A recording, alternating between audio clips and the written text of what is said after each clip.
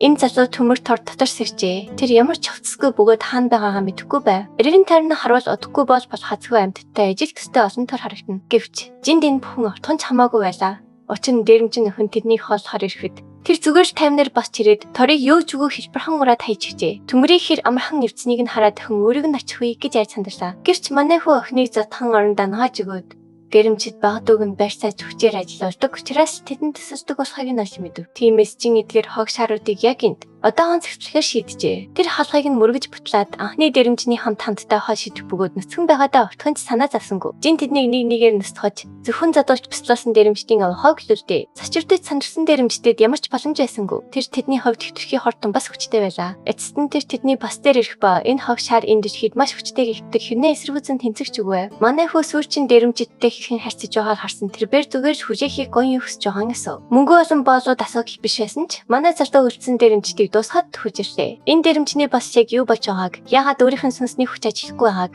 мөн яагаад энэ үцхэн залуу ийм аимшигтай хүчтэй байгааг огт ойлгож чадахгүй. Жин түнлүү өчүүхэн хорхоо ширж харж явах. Энэ хог шар бүрэн сүрснээ ойлгов. Ингээд тэр хамгийн сүүжийн арга болох мангастай тор руугаагүй ч гişв. Мөн дэрэмжний бас манай хүү бодоол дууслаа гэж бат итгэж байлаа. Гэвч мангас өрөг шисрэхэд жин түний довтлохоог амархан хааж ирхв. Одоо энэ хог шар үнэхээр цочирдож ирхлөө. Тэр ямар ч хүнөцгөн гараараа мангасын шууд цавчдыг хаахыг хизээж харж байгаагүй юм. Жиний бие бэлтэр хүнийхээс давж харсан бөгөөд энэ нь бүгд биш байв. Дараа нь тэр бурхамшиг хүчээ харгаж ирээд эрчим хүчний цэцэрлэгтаар мангасыг зүгээр л устгахад хайжлаа. Үүний дараа тэр олон хөрхийн амьтдад хийсэн зүйлийнхэн төлөө тэр хог шарыг сайн гэрчин задахаар эргэж харав. Гэвч жин яагаад ийм хүчтэй юм бол тэр энэ хүчийг хэрхэн олж авсан юм бэ? За энэ бүхэн 100 сая жилийн өмнө ихжээ. Дэлхийн характер асар том гамшиг нөмрөн ирж дэлхий даяарх бүх хүн төрөлхнийг хүсгэсэн юм. Нөөцлөг вирус амьтдыг мутацид оруулж, хожим нь коровдерс хэмээн нэрсгдсэн өөр ертөнцийн амьсгалт мангасууд болгон хувиргаж ирснээр энэ гамшигын үндэс тавигджээ. Хэдхэн жилийн дотор уг өвчин маш хурдан тархаж, хүн төрөлхтөө хүн амынхаа 99 хувийг энэ гамшиг тачжээ. Үлдэж хоцорсон хүн төрөлхтний өдөртөл шуумаа барьж, эсэргүүцэн тэнцхийн тулд чадах бүхнээ хийсэн. Харамсалтай нь эдгээр араатнуудын эсрэг энгийн дан байж та ямар ч нэмэргүй гэдг нь маш хурдан тодорхой болжээ. Зөвхөрсөн хүмүүс өөрсдийнхөө төрсөн дээр туршилт хийж ирсэн байна. Бүх туршилтуудаас жин шидүүл бодит үр дүнг харуулсан цорын ганц амжилттай туршилтын субъект байв. Түүний хажуугаар эрдэмтэд гарагийн борцсон орчны сэрээс зорилготой наномашнаас бүрдсэн сөрөг вирусыг бүтээжээ. Шинээр олж авсан хосхүү чадвараараа зөвсөрсөн жингийн дэлхийн супер хүн аврагч болж амьд үлдсэн сүүчийн хүмүүсийг өргөж хамгаалахыг хичээдэг байв. Гэвч эцэст нь энэ бүхэн дэмий хоосон байлаа. Тэд дэндүү оройцсон бөгөөд эцэст нь хүний төрөлхтний хамгийн сүүчийн амьд үлдсэн ч мөн мөсөн юм. Хамгаалах хүн үлдээгүй тул жиний оршихуй зорилгоо алдсан мэт санагдаж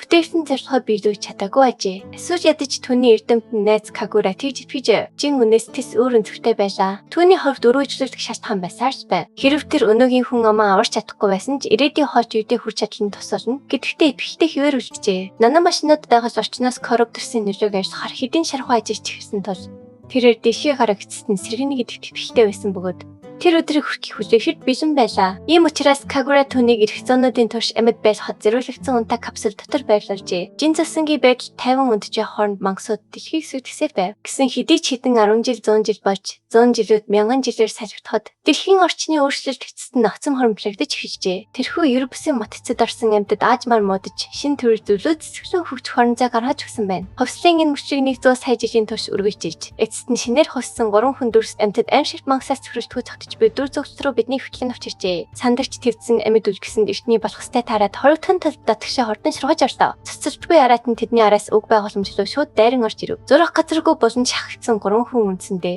тэр амьтны цатгшин оройн хоол болоход бишэн болжээ. Эцсийн мөчөд цөхрөнгөө барсан бүлгийн эхэн төсрөн згойн орилж тасханыг хамгаалагч бурхан тэдгэрийг аврахыг залбирав. Гай хамшигтай түүний үг сонсогдож тэдний яг ард 100 сая жил унтжсэн манай хөх сэрэг төхөө олжээ. Эртний хүн эрчим хүчний туяа цацаж мангасыг тэр дорн онжно. Эргэлзэж сандарсан 3 хүн яг юу болсныг огт ойлгоогүй.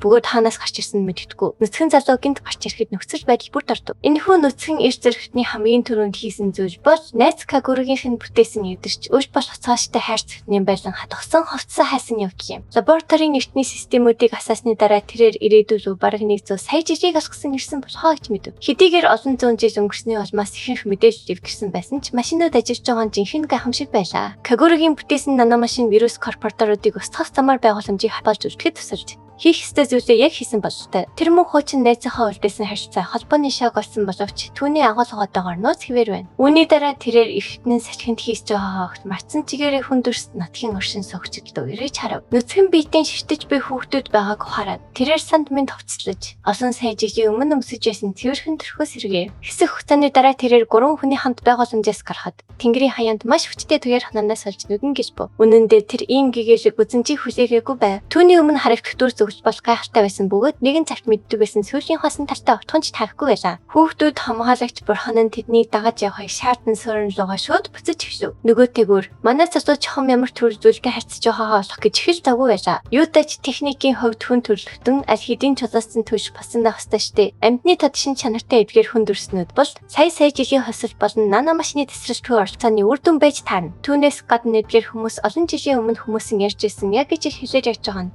Тэд яг ижил үндснээс салбарсны гэж гэн. Тэрээр өөрийгөө жиншүдүү хэмээн танилцуулж зөвхөн нэрийн дуудахыг хүсв. Хариуд нь Яманы чихтэй охин өөрийгөө Хакамафир гэж танилцуулав. Коала шиг харагдах залуу бол Дампо. Харин түүний хажуугийн мөр охин бол Шанди байв. Хакама бүсэд яриг хойш тавихаар шийдэж тасган нь булангийн цаанаа байгааг тайлбарсан жинийг дагуулсан яв. Тэрээр шинээр олсон хамгаалагч бурхнаа гэртээ авчирч одоогийн төрөмгийн зэгчдийг зайлшуулахыг маш их хүсэж байлаа. Харамсалтай нь тэднийг ирэхэд тасган аж хэдийн танавдж сүрсэн байсан бөгөөд хэд хэдэн суурин бүхэлдээ гаж тавцсан байв. Шанди энэхүү гамшигт дүр зургийг хараад сандран ярьж ээж болохоор урашгүй. Тэд эвдрижийг шалгаж явах зурчин тэдний хүнд хэцүү нөхцөл байдлыг эргэцүүлсэн бодов. Хотын хамгаалагч төчнэр солдорой байгааг тэр даруй анзаарчээ. Хэрэн босон байсангууд хоёулаа энгийн модоор хийгдсэн байна. Энэхүү жижигхэн зүйлээс гэхэд шин сарил эрен шишин технологийн хувьд түүний сандаг хүний эрен үеэс хол хоцрогдсон тодорхой харагджээ. Тасханы гүн рүү ороход жин хачин мангастай идэвхтэй тэмцэж буй эмэгтэйг олж харав. Ганцхан харахад л тэр эмэгтэй яая гэх аргагүй байдалд орсон нь илт байлаа. Түүний нүр төлж буй амтан олон сая жилийн өмнөх коррупторстэй яг ижиг харагдаж байгааг ойлгоход түүнд удаан хугацаа шаардлагацсангүй. Түүнчлэн амьд үлдсэн коррупторс энгийн царийн ганц зэр бүсийн зүйл биш байв. Бяцхан Хакама ямар нэгэн шидэд арга техник мэддэг болтой. Тэр нь түүнийг биед байдлаар гэрдүүлж архив. Эцэст нь түүний оролцоо ямар ч шаардлагагүй болох нь харагдав. Жин өдийг тийш тавьж ороод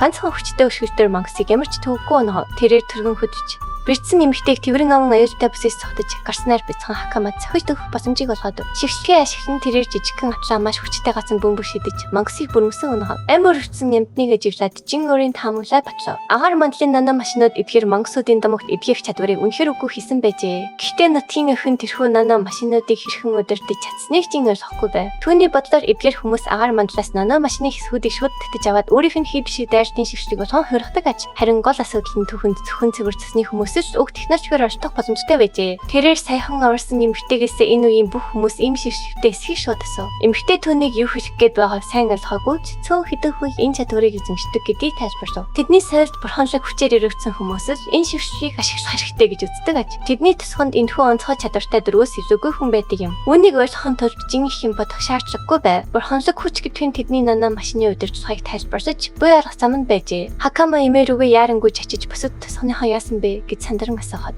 тэд аль хэдийн нүрхийн шилжүүлэлтэд орсон гэдгийг мэдэв. Энэ үг гурван хүнийг тайвшруулав. Гэсэн хэдий ч эмээн хүүхдүүд яагаад бусдын хамт цогтхгүй аюултай тасган руу буцаж ирсэн санаан зовж байв. Эцсийн эцэс тэдний саяхан тэмцэн арайтан бол одоо орон нутгийг айлгаж буй том мангастай харьцуулахад дөнгөж авгалтай байсан. Гинт дуугарч имээд санаа зовох ямар ч шаардлагагүй гэдгийг түүсв. Түүний дурдсан аварга түрэмгийлэгч юу? Энэ шин нэрсэн залуу үнийг ганцаараа устгах чадна гэдэгтээ эвхтэй байлаа. Имээд дайны бүсэд эдгээр танил царайнуудыг хараад цочирдож бүсэд тасханы хүмүүсийн талаар залгаас шууд асуув. Цэнхэр өстэй дайчин энгийн иргэд хорогдох байранд аюулгүй хөрснийг батлав. Тэгтэл энэ цэнхэр өстэй залуудагаа жасан Ахмад настай эр бол Хакамагийн эцэг байжээ. Тэд хоёулаа сэтгэл хөдлөхөн байдлаар уулзав. Тэрбээр охиноо хаашаа зогтож оцсныг асуув. Охин шууд битүүмжирсэн хаалх руу ясан гэдгээ хүлээн зөвшөөрөхөд имэн цочиртон ээ. Хакамаг тэр хараал идсэн газар руу ясанд имэн маш их уурлав. Орон нутгийн домогсоор тэр хаалганы цаад талан тасханыг хамгаалагч бурханы эзэмшил газар юм. Мангасуудын дайртад өртсөн бяцхан Хакама нас тусламж хүсгээр тийшээ яснаа тайлбарлав. Бас тэдний домогт гардаг жинхэнэ бурхан яг хажууд нь зогсож байгааг тэр бахархалтайгаар хэлв. Имээ өвөнд эргэлзэж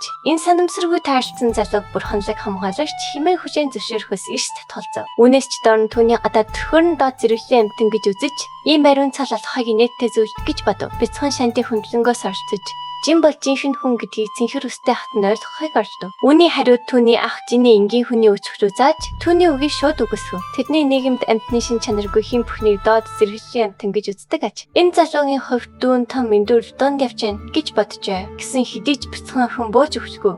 Энэ залуу тэдний хөөжөөсөн төрөмгийн сүчийг амархан ялсан гэдгийг бахархалтайгаар хэлв. Үүнийг тоосон шинжгүүгээр ахна төрөмгийн сүчийг яг түн шиг амархан өсгөх чадна гэж зангарав. Энэ бүх өтөхгүй зүйл хэдэрсэн манай Баатарч хандан цэнхэр үстэй дайчиндаа цустай амьтдыг барьж зай байхгүй. Тул тасханаас яаштай явцтай хай санаалав. Залуучныг гимнастчдаар үзэж хаж байгаа нь зөрүүн яв. Тэрээр өөрийгөө хитрхи хүнэлдэг тул аврах төрөмгийн сүчийг ганцаараа устгах хаюултай ажлыг өөрийн дураар хүлээж авав. Дашрамд хэлэхэд энэ дээрэнгүү цэнхэр үстэй залууг Сарс гэдэг. Сарсын бодлогогүй шийдвэрийг хараад эмээгийн санаа нэхэд зовнив. Дараа нь тэр анхаарсаа жинсүү эргүүлв. Хэдийгээр тэвжүүнийг хэн болохыг таахгүй байсан ч амийг нь аварсанд нь тасрахгүй байх нь бүдүүлэх хэрэг гэдгийг хүлээн зөвшөөрөв. Тэрээр тасрахаас хийснийхээ дараа хүүхдүүдийг хоргодох байранд хүргэж өгөхийг гуйж өөрөө Сарсыг тэнэгтэн амиа алхаас сэргийлэхээр явав. Гайхалтай нь манай залуу үүнээс ирж татгалзав. Тэд түүний нэр төрд халдсан тул тэр үүнийг зүгээр хараад сохой хүссэнгүй. Тэрээр өөрийгөө ямар ч хэрэггүй амтан биш, бас доод зэрэглэлийн амтан биш гэдгээ тэдэнд ойлгуулахар шийдэв. Үүж явж аврах том мангас нуугдж би ойролцоох нуурлуу шилжив. Сарс газарт хурж ирээд байртааны байршилд орлоо. Зэвсэг нь цавшхан цэнэгээр дүүрсэн байх бөгөөд тэрээр араатан луу аян шиг хурдан дайрав. Сөрөг дайршд хийхийн тулд бузар амтан өөрийн үр зөрчгийг зэвсэг болгон ашиглав. Азар эдгээр сарслаг авалтайнууд Сарсын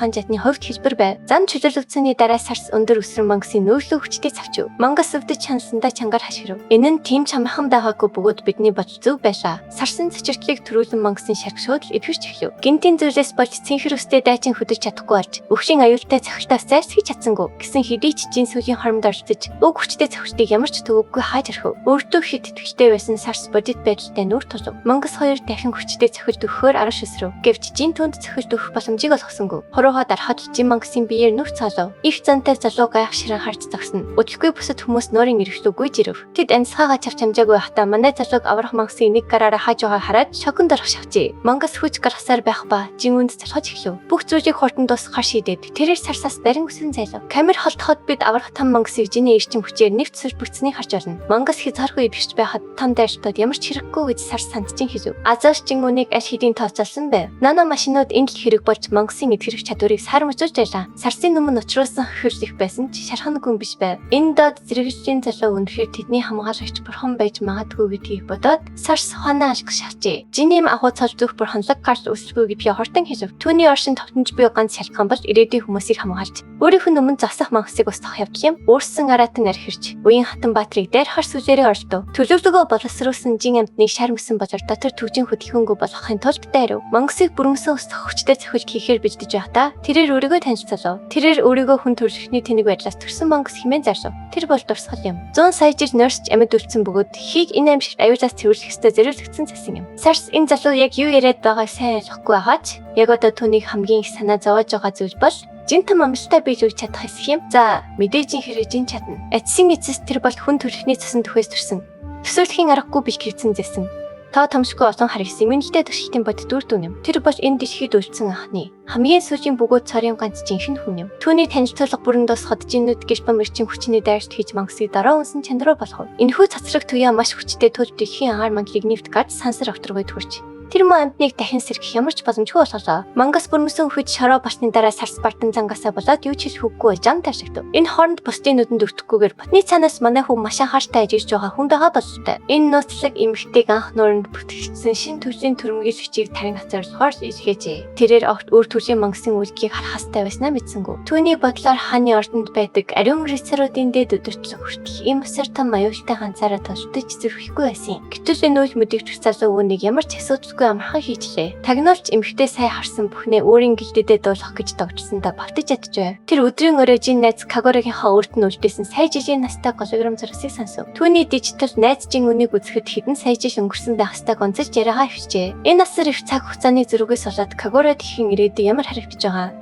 Гарагийн байгал орчин үнэхээр эвэрсэн эсхийг ихэд гайхаж байв. Тэрээр шууд муу мэдээг доолгов. Муу 90 коррупторууд дэлхийн ертөнц бүхэлбээс иргсэн ч хизээч бүрэн устдахгүй. Жин дөнгөж сайнигтын толтоо доосон болохоор энэ үнэн хэдийн тодорхой харагдаж байна. Кагорогун нэрсч хооронд дэлхий даяар болж буюу аажмаар өөрчлөлтийг ажиглахын тулд өөрөө ч мөн үе хөлтөө нойронд орж яснаа дурджээ. Байгаль орчны сэргэлтийн ачаар коррупторууд нийтдээ аажмаар цөөрсөр байв. Харамсалтай нь экосистем өөрчлөгдөхийн хэрээр коррупторууд түүнийг даан хосч эхэлжээ. Энэхүү дасан зохицолт нь дэлхийн аюулаас хизээч бүрэн саж чадахгүй гэсэн тод төхөө байлаа. Үүний эсрэг тэнцхийн тулд шинээр гарч ирж буй амьд биедүүдийг зүгээр нэг олцлохын оронд коррупторуудтай тэнцэх чадвартай Болохон тул Тиберийн генетик санаатаагаар өөрчилсөн гэдгийг Кагура тайлбарлав. Үүнээс гадна Кагура манай хүд зориулж асар том хүч чадал үлдээснээ зарлав. Тийм ээ, тэрхүү ногоон өнгөөр гэрэлтсэн шингэн дүүргэсэн зөвөн террор бош Жингийн судсандаа шууд шахах ёстой зүйл юм. Ингэсний дараа Жингийн бие шууд шарчигнж, эд шидийн эрчим хүч цацруулж эхлэв. Түүний дөнгөж сая усан Серумын наномашинуудтай 100% зохицох чадварыг олгодог. Нэгтгэж бүрэн дуусны дараа Жин наномашины хэлбэр өөрчлөлтийн тусламжтайгаар бие зүйлсийг бүтээх гайхалтай чадвартай болно. Хамгийн сайн хэсэг нь юу вэ? Энэ шинжилэл бол дөнгөж эхлэх юм. Түүний хуучин найз дэлхий даяар ижил төстэй хүч чадлуудыг тарааж нууснаа хэлв. Хэрэг коррупторууд ямар нэгэн байгууламжийг устгахад бүх зүйлийг нэг дор үгүй хийвэж гэж бодоод тэдгээрийг зориудаар нэг газар хадгалж дээрээс нь энэхүү хайгууламжийн дэлхийгээр тойрон аяж шинэ ертөнцийн гайхамшигыг өөрийн нүдээр харах боломжийг олгоно. Энэ бол холын гэрийн үед коррупторууд ямар аюул учруулахыг мэдэхгүй байгаач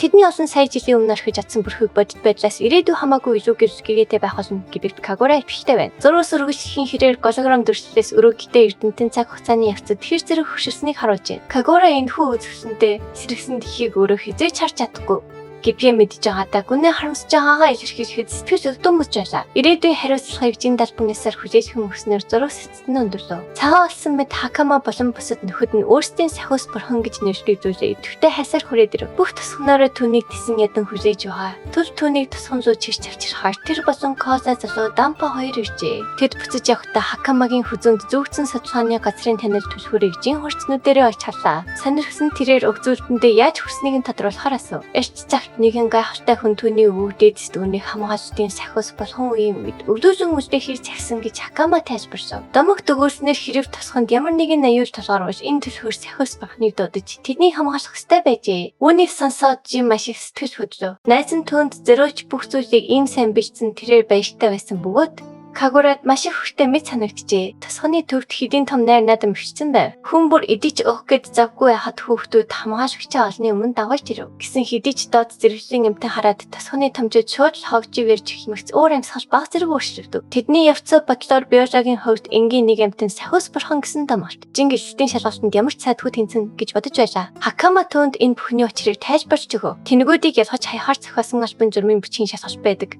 Бас арс харамсалтай нь өөрийнхөө тэний байдлын зөрөөс олжээ. Хошинлыг нь орхиулж Жин Батрууд гэгддэг. Энэ ижид ангийнхныг улам бүр сонирхож эхлэв. Үүнийг ярьж ятал үйл явдал тасганаас шинэхэн хоёрыг дуулан өмссөн Баатар руу шилжив. Кодама тасганы бүс нутагт айдас түгшээж байсан аварга түрэн ирэгч хэдийн бүрэн өсгөлцнийг сонсоод тэрбээр цачирджээ. Энэхүү цачир мэдээг дуулах чинь нуурын талааны бүтний цаанаас ажигч байсан яг мөнөг тагнуулах юм бэ. Баатар түүнийг баримтыг дахин нэг удаа батлахыг шаардсан ба охин ямар ч хэрэгцээгүйгээр яриагаа туштай батлав. Ариун Баатар үүнд огтхон читгсэнгүй. Өнөөдрийн хүртэл тэдний элит шалаас өөр хинэгийн энэ зэрэгчийн мангасыг ганцаараа устгах чадвартай гэж тэр төсөөлж чадахгүй байв. Тэдний ярианы яр дундуур нэг нь явж гинт тагнуулын харсан нуруур өсрө халтаж бүгд дүүндээр харих задав. Баатар нүд ерөнхийн зөөр хариу үйлдэл үзүүлж сэрмээ соглон мангасыг хоёр хуван төсөв. Ван төсийн аюулгүй байдал руу ухрахын оронд Баатар зэрэгтэй шийдвэр гаргав. Ийм асар тамаарат нэг төвөггөө устгасан нууцлаг залууг бичлэн олж уулз хөслөн түнд ирэх биш төржээ. Жин агаар амьсгалж гайхалтай өглөө хөвтата энэ сайхан байгалыг үзэж чадаж байгаадаа одоо читвэж ядсан байв. Түүний эрхэм татны найз Кагура хажууд нь энэ бүхнийг харж чадахгүй тэрбээр харамсаж байлаа. Хүүхдүүдийн нэг нь түүнд хувцсыг нь авчирч өгөөд сахиус нь тэнгэрийг өмсөхийг ятгав. Дараагийн хэсэгт манай залуу тосгоны зөвд гарч ирэв. Хакамагийн эмээ түүнд хүртэж хүний хувьд үргээ сайн биелүүлэхийг сануулж яхад сарс Жинийг аяхийн хүчээр өдөртөж чадгүйдээ дургуутсан янзтай байлаа. Жин тэр залууг онцгойлон сонирхож сарсын хөдөлгөөнийг сайшаагаад хаан ширээнд очиод түүнийг хүлээж авахлан гэдгийг амлав. Энэ үг сарсыг хөрөвдөж сахиус нь тэнгэрт хамгийн сайхныг хүсэн өрөөж Хакамаг сайн анхаараарай гэж хүсв. Хакамаг аюулгүй байхыг сануулад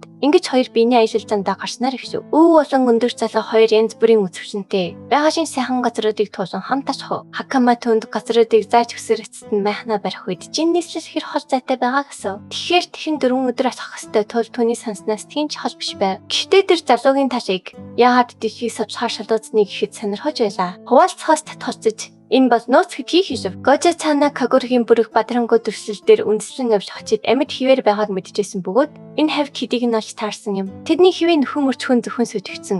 Орчсон орчинд явагддаг бөгөөд энэ газар бол түүний яг эсрэг юм.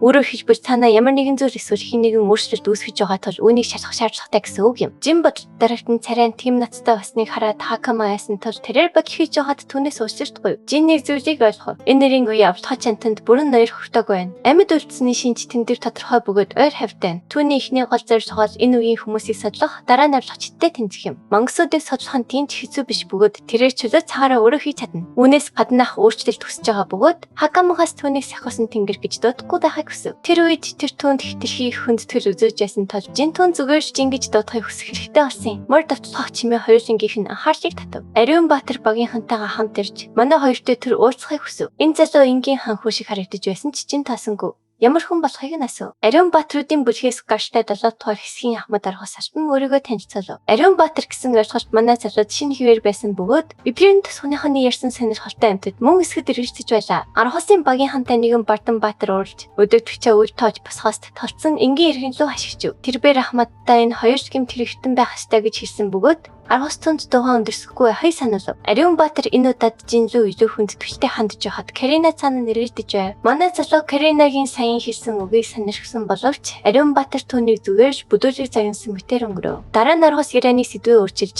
тэр залуу хэн бос хаанаас ирсэн цаашаа хашаа явах гэж байгаа гэсэн. Хакама тэд Кодама тасхунаас гаралтай бөгөөд нийслэл рүү явах цамтай гэдгээ хуваалцав. Карина үнийг тэхэн бацхаа болгон ашиглаж хоёр хүнийг доод зэрэглэлийн амьтад хэмээн буруутгав. Үнэн хэлэхдээ тэрбээр Кодама тасхны доод зэрэглэлийн оршин суугчдыг ижрүүлсэндээ 3000 ихтэй метр эсгэнийг заргалтаж байлаа. Жин төрсөн бүртгэж байдаг тухай сонсоод энэ ертөнцийн дэвшилд үнэхээр биширсэн боловч Аргас тэхэн оролцож Каринаг бочингуй таамаглаж төшөөлөхийг зөвсөв. Үнэн хэлэхдээ тэр бяцхан хэн Хакама яг Кодамагийн тусгай хоцсон өмсцөнийг тэр дундаа нийслэлч өндөр чанараараа хүндрэгддэг хөцөс өмсцөнийг олж харж чадна. Тасханы хүүхдүүд ийм хааны хөцөс өмсдөг. Тол тэд үнэхээр тасханаас ирсэн гэдгийг баталж Каринагийн тэнэглэлийг дахин батлав. Охиныг мэдсэн ч Аргас сэлмээс соголон өөрийнх нь өмнө зогсож буй залуу руу чиглүүлж бусдаас өөр гэвшээ зарсав. Нэгдүгээрт тэр энэ залуугийн хувцсыг хизээч харж байгаагүй бөгөөд хаана харьяа ширтгийг нь асуув. Ариун Баатар Кодама тасган болон нийслэлийн хооронд хуцаамаар олон дээрэмчид зовлон учруулж байсныг дурдв. Энэ залуу хүүхэд хоцдаалах гэж оролдож буй. Дээрэмчдийн нэг байх магадлалтай бөгөөд Хакама мөн хор хөнөөлгүй дүр хэсгийн хүнд оролцож байж магадгүй юм. Бяцхан охин өгөөсгөж оролцохыг оролцсон ч тэд нэг ч үгэнд нэг гэсэнгүү. Юма сайн бодлогоор Хакама дайралтай эхлүүлсэн боловч шидэд сэлмөө түүнийг бүх талаас нь хавчин болон шахав. Тэрээр бурханлаг хүчтэй байсныхаа төлөө Ариун Баатрын магтаалыг хүртсэн бол манай залуу Ариун Баатрын хүчинд нэлээд биширсэн байв. Аргасын чадвар хүчтэй байгааг жин шууд л харж чадна. Тэрээр жинхэнэ их мэдлэлтэй байр суурьтай болсон тул Ариун Баатар тэр залууг хаанаас ирсэн талаар тайлбар өгөхийг шаардав. Энэ мэдээлэл нь манай залууг амьд үедээ хэсэг шийдвэрлэх хүчин зөөж болох боловч үүнийг сонсоод жин түнлүү ашигын харцаа шигтэв. Төвшөөр их байсан ч эцэст нь ах мэдрэмжээ хөөхгүй байхаар шийдэж Кодама тасханаас ирсэн гэдгийг ам садан хэлв. Карина өсрөн бүсэж түүнийг хоцчих гэж нүүрэн дээр нь дуудсан боловч Аргас энэ тайлбарыг үнэхээр хүжийн зөвшөөрч зэсгээ болгов. Энэ бол ялангуяа тэр залуу өвшийн аюултай дэлхийжил гарахаас өмнө гайхалтай эргэж байлаа. Ариун Баатар түүнийг хотлоо яриаггүй гэдгийг мэдэрч чадах ба Хакама албан ёсоор жинийг тасханы сахиусан тэнгэр хэмээн зарлав. Сахиусан тэнгэр гэсэн ойлголт Ариун Баатрыг татсан ч тэр үнийг ноцтой авч үзэлгүй эргэж хараад яв. Тэрээр бүдүүлэг загнасандаа уучлалт гуйн мөрөндөө эргэн гарлаа. Аргус үнэндээ энэ бүхнийг ажлынхаа нэг хэсэг болгон хийж байсан. Ахмад тэд ирээдүйд хааны нийслэл бие биетэйгээ уулзсан гэдгийг ойлгож байв. Уг нь ямар нэгэн асуудал гарвал өөрийг нь ирж хайх боломжийг хүчтэй санаж болгосон юм. Ингэж хэлээд тэрээр яарвчлан явсаа. Ямар нэг шалтгаанаар ноцтой